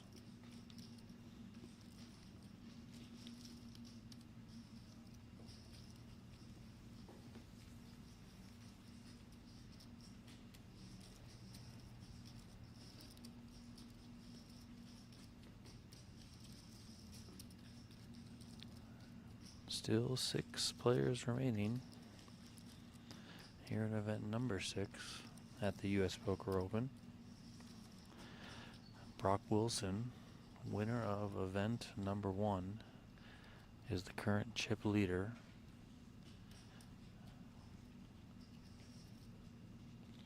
And he's looking to do some more damage and climb up that leaderboard more. Is Nick the Mouth still in? Is that because he was singing? I don't know why. Why would you say that?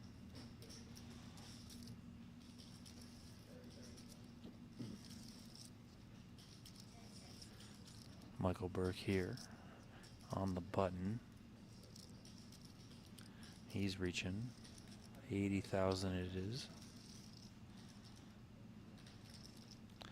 Action now on Jeremy Becker in the big blind. Becker folds, and we are moving on.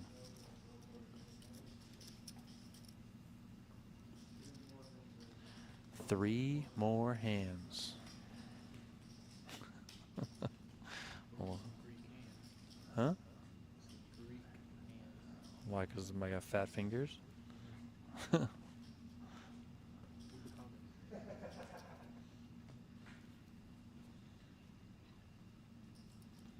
Donnie the Greek. I'm not Greek at all, so I don't know what to tell you.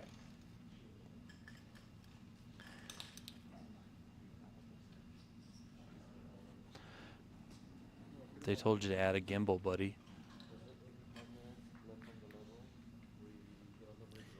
So I have a DJI Ronin gimbal, and the weight of it could not handle it. It like literally freaked out the first 5 minutes of stream.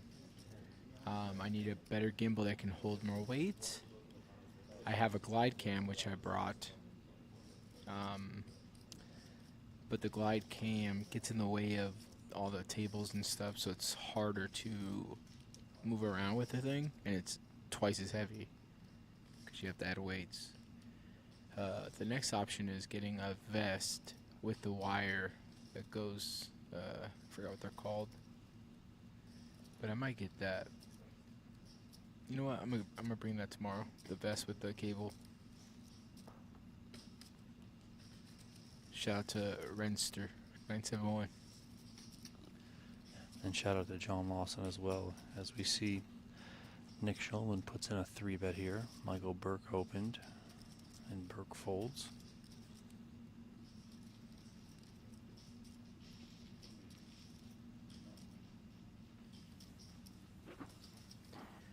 John Lawson, give us some questions to ask, and we'll ask them on break or after game's over.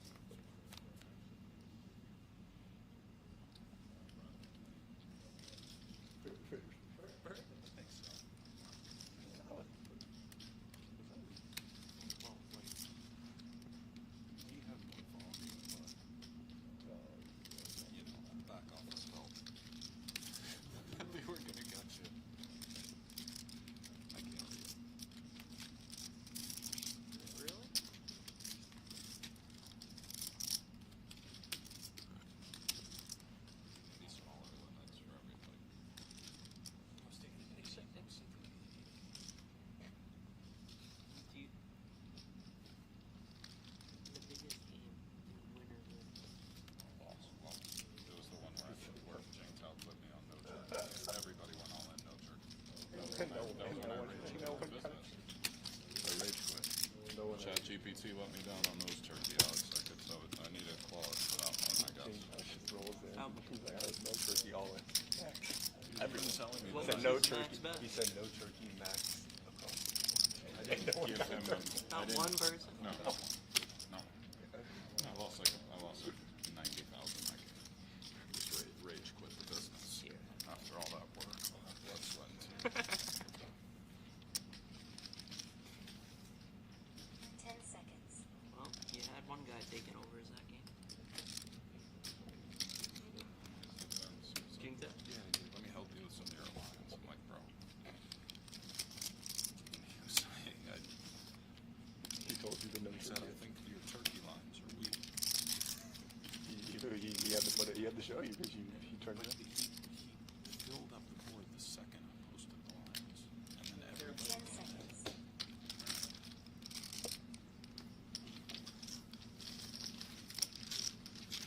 A careful call is announced from Brock Wilson on the end as he calls a 2-pair.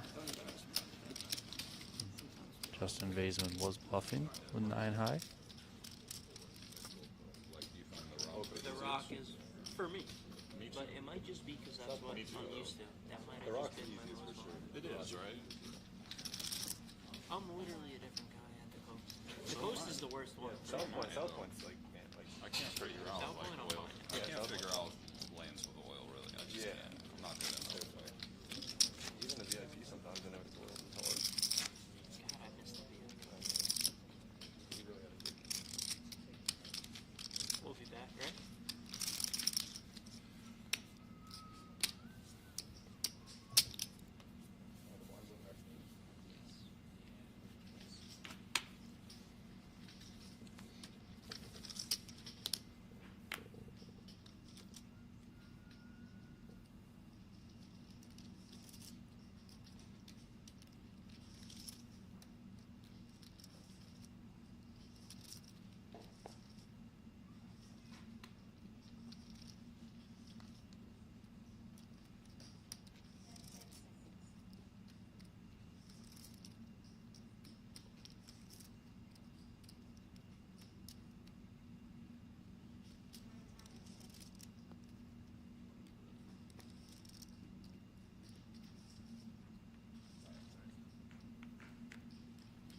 Blinds are up, guys. 25, 50, 50. Blinds are now going up. 25,000 small blind, 50,000 big blind. This will be the last level of the evening unless we lose one more player. So either these final 40 minutes or a bust out. And that'll signal the end of the night.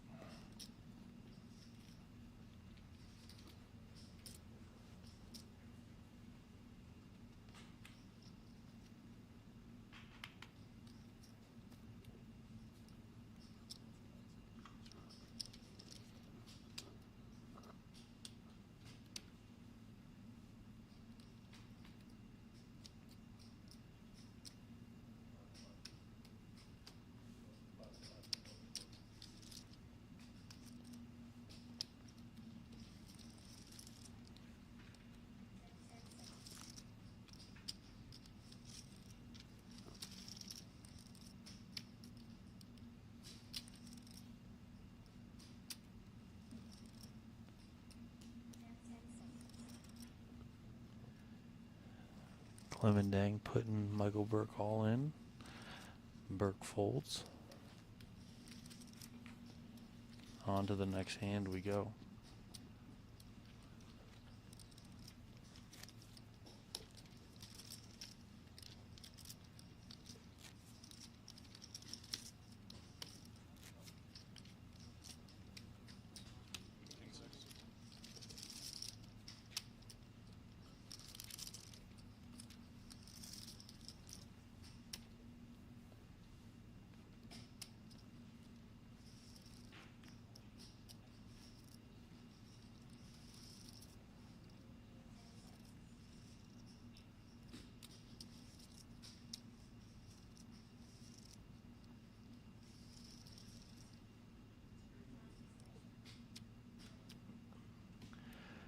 Jeremy Becker announces a raise to 300,000. Action slides over to Brock Wilson. He passes. And everyone passes, so Jeremy Becker gets the lid on.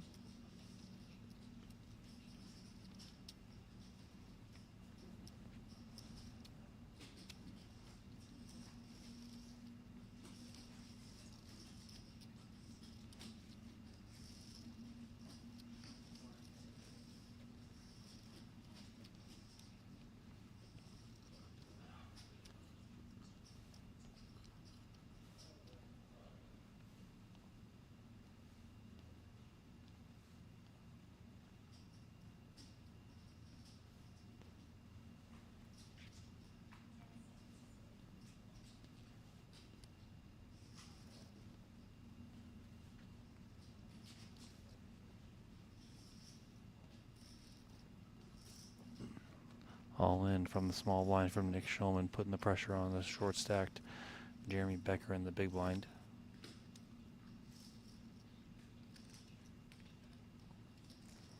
Becker folds.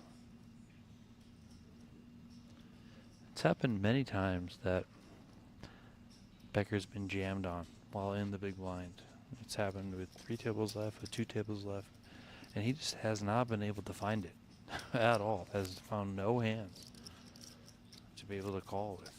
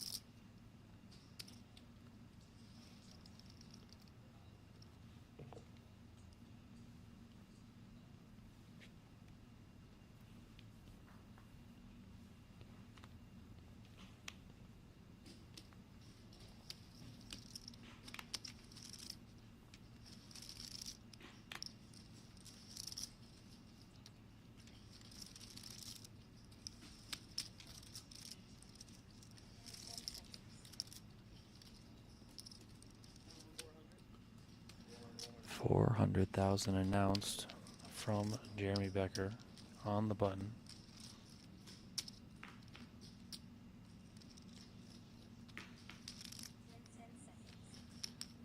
Gets it through.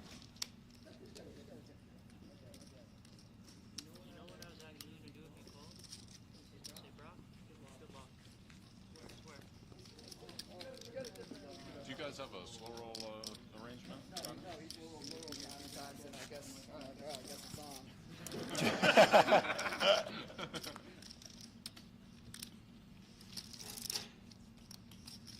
I wouldn't slow roll anyway. It's a little different right now. It's like I'm locking in.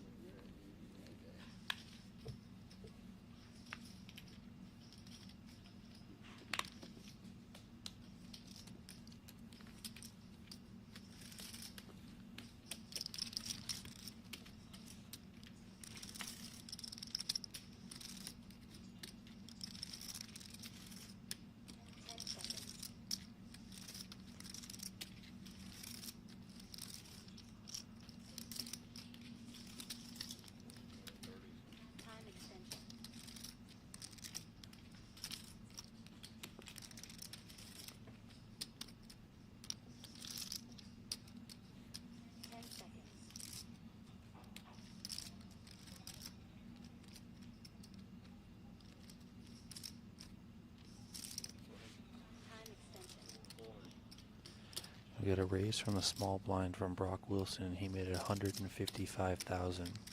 Clemendang fights back with a 3-bet out of the big blind. Makes it 400,000.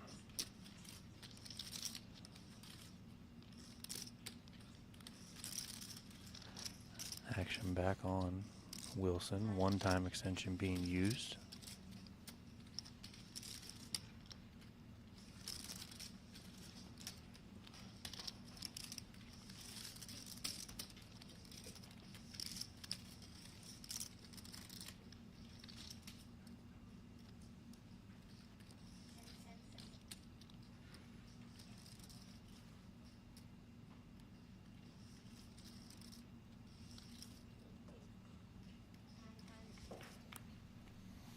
Brock announces a fold, and Clemendang's going to take that pot. Brock shooting him a couple looks there.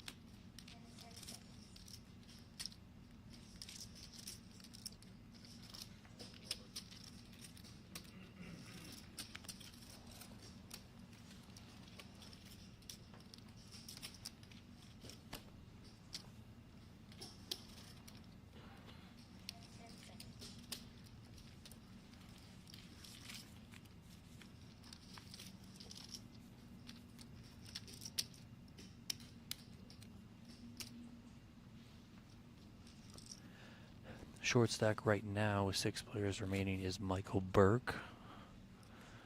Looks like he's on about 350. And then Jeremy Becker is working with 525. Those are the 2 shortest stacks. Of course, Burke in a bit more of a danger zone than Becker is. Burke in the small blind on this hand. Action folds to him. And he is going for it.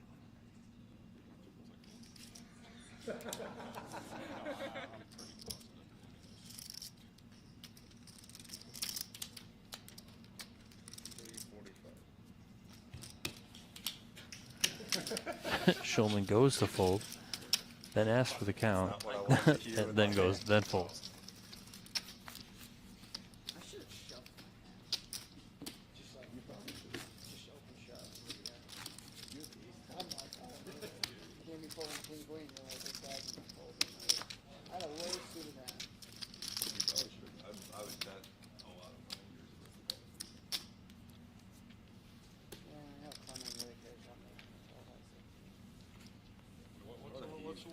Hang on, what's a lot of money?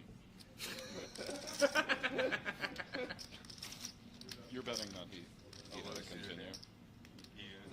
First of all, there's a big range in low suited hands, but you're just saying they're all in, basically. That's what you're saying? I'm saying he should appeal against the 3-bet. That they are all continuing against 3-bet. Yeah. All low suited hands. I didn't like to do when his premium's like 20. No, I knew.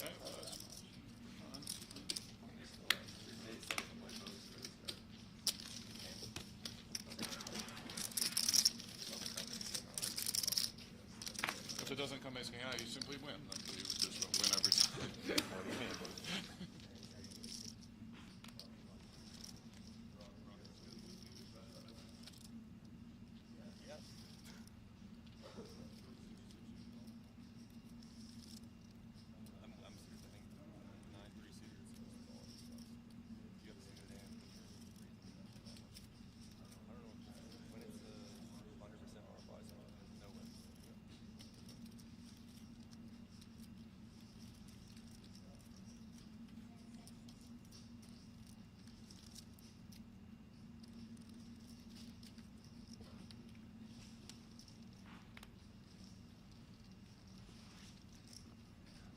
have a king, jack, 7 flop, 2 spades. Becker checked to Wilson, who bets 80,000. Becker calls. Becker did defend here from the big blind pre-flop. Another jack on the turn, jack of clubs. Becker checks.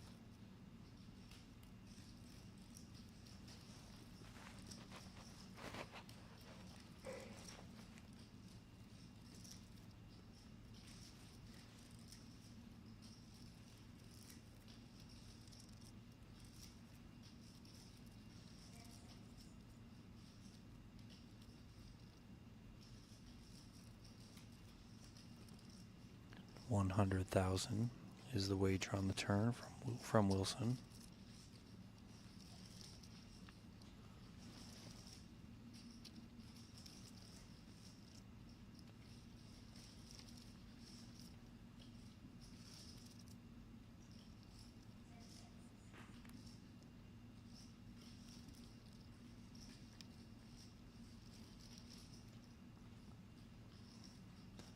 Becker makes the call.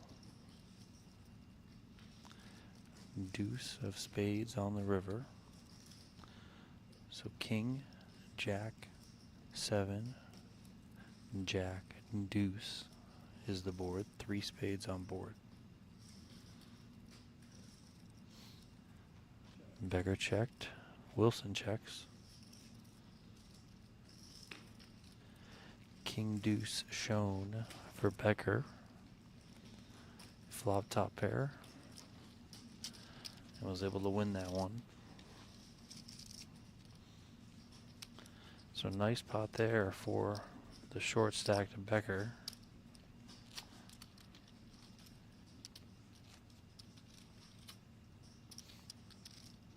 As he climbs up off the bottom of the pack, and that's leaving Michael Burke all by himself at the bottom.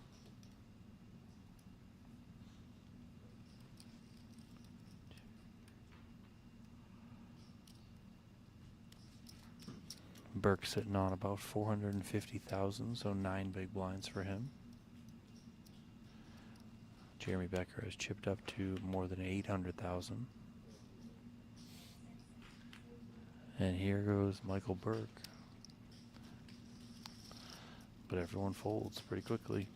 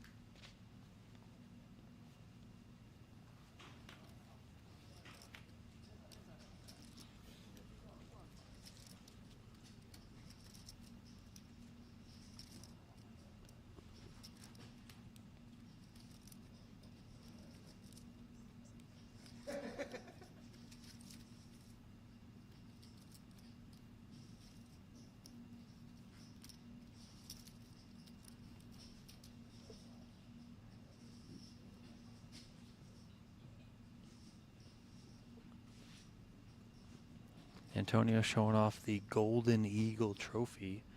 This is the big Golden Eagle Trophy.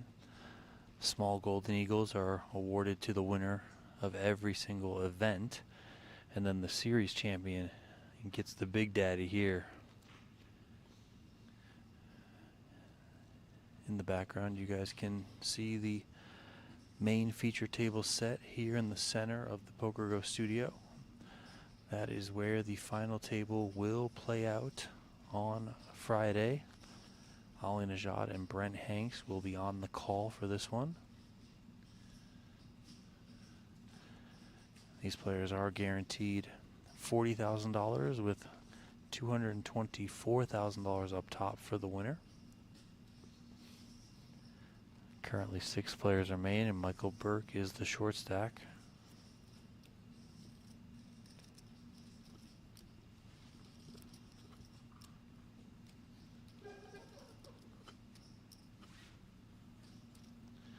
More blind versus blind battling here between Wilson and Dang. Wilson made it 160,000 from the small blind, and Dang made the call.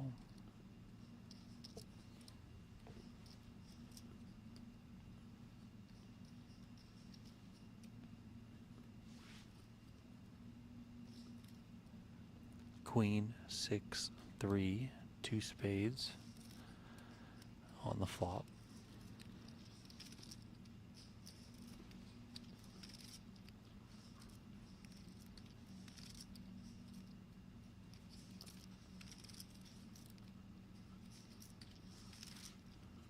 Action checks. We get the 10 of clubs on the turn.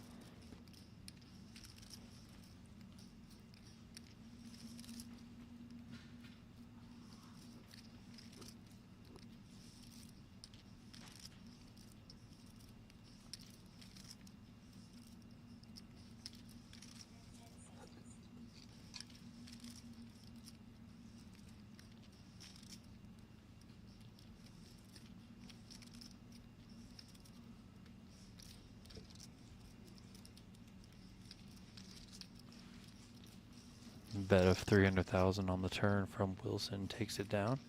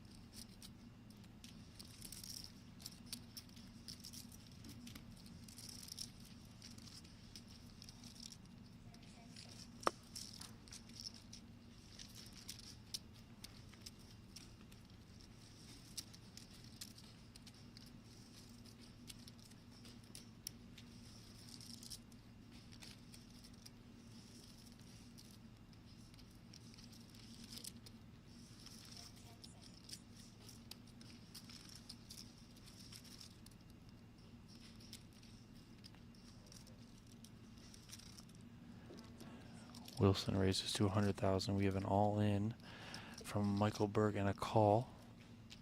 King 10 for Burke. King Jack for Brock Wilson. It's 10 high. Ace on the turn. And a queen on the river. Suck, resuck, and we lose Michael Burke in 6th place. Burke taking home $40,000 for his run. Kind of double down on the turn.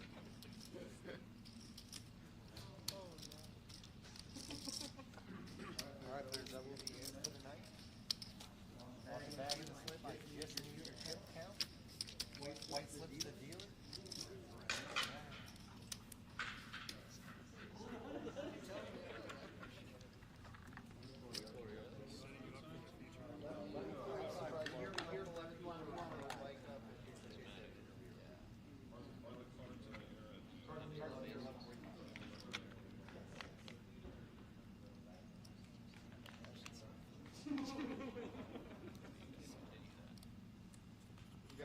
Put some questions in the chat if you want us to ask anything for Brock. We'll ask him like 2 or 3 questions. Put anything in the chat, we'll ask.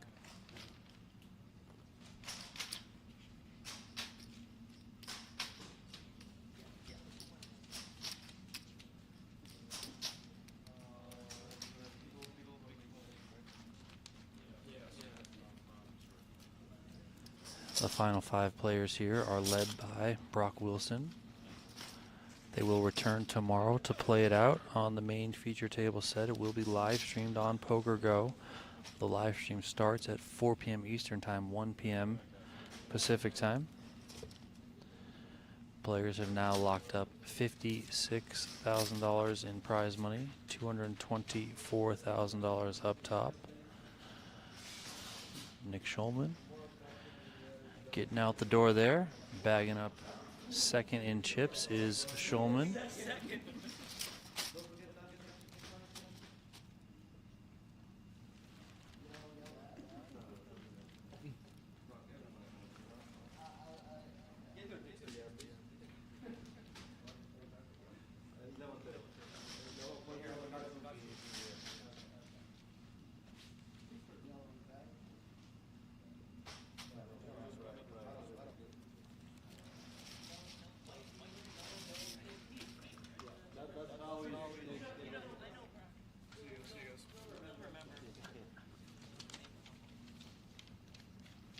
Justin, you want to ride?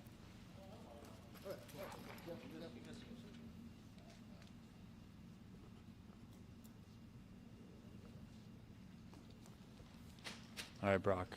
Quick question. Yes. Is this the sickest heater you've been on? Yes, for sure. Not even close. Between between Sun running the same people and just at the biggest stakes. I mean, in America, yeah, definitely. It almost looks like you can't believe it when you hit some of these cards. I mean, the one versus Zhao Samao was insane. 4-bet shoving ace-6 suited into his jacks, just like, yeah, I couldn't believe it because I've held over him already just in a variety of spots, and then to do it right there for like a really swingy, like pivotal pot. If he wins that, he's tied with me, and like he's in a good spot. And yeah, so I'm feeling good. I don't know. I have really no words because I've just beat him in a lot of significant hands, all over it, in WSOP here and, yeah, everywhere. All right, cool. Well, we'll let you get out of here. You got some sleep to take care of. Get ready for tomorrow's final table. Brock Wilson, chip leader, event number 6. He's going for title number 2 at the USPO, and he could possibly be an unprecedented back-to-back series champion, which would be just absolutely wild. So we got a fun one tomorrow on PokerGo. Ali Najad and Brent Hanks will be on the call. It starts at 4 p.m. On the East Coast, 1 p.m. here in Vegas or on the West Coast. Hope you guys tune in then. And then Antonio and I will be back for more on the rail coverage at night. Catch you guys later.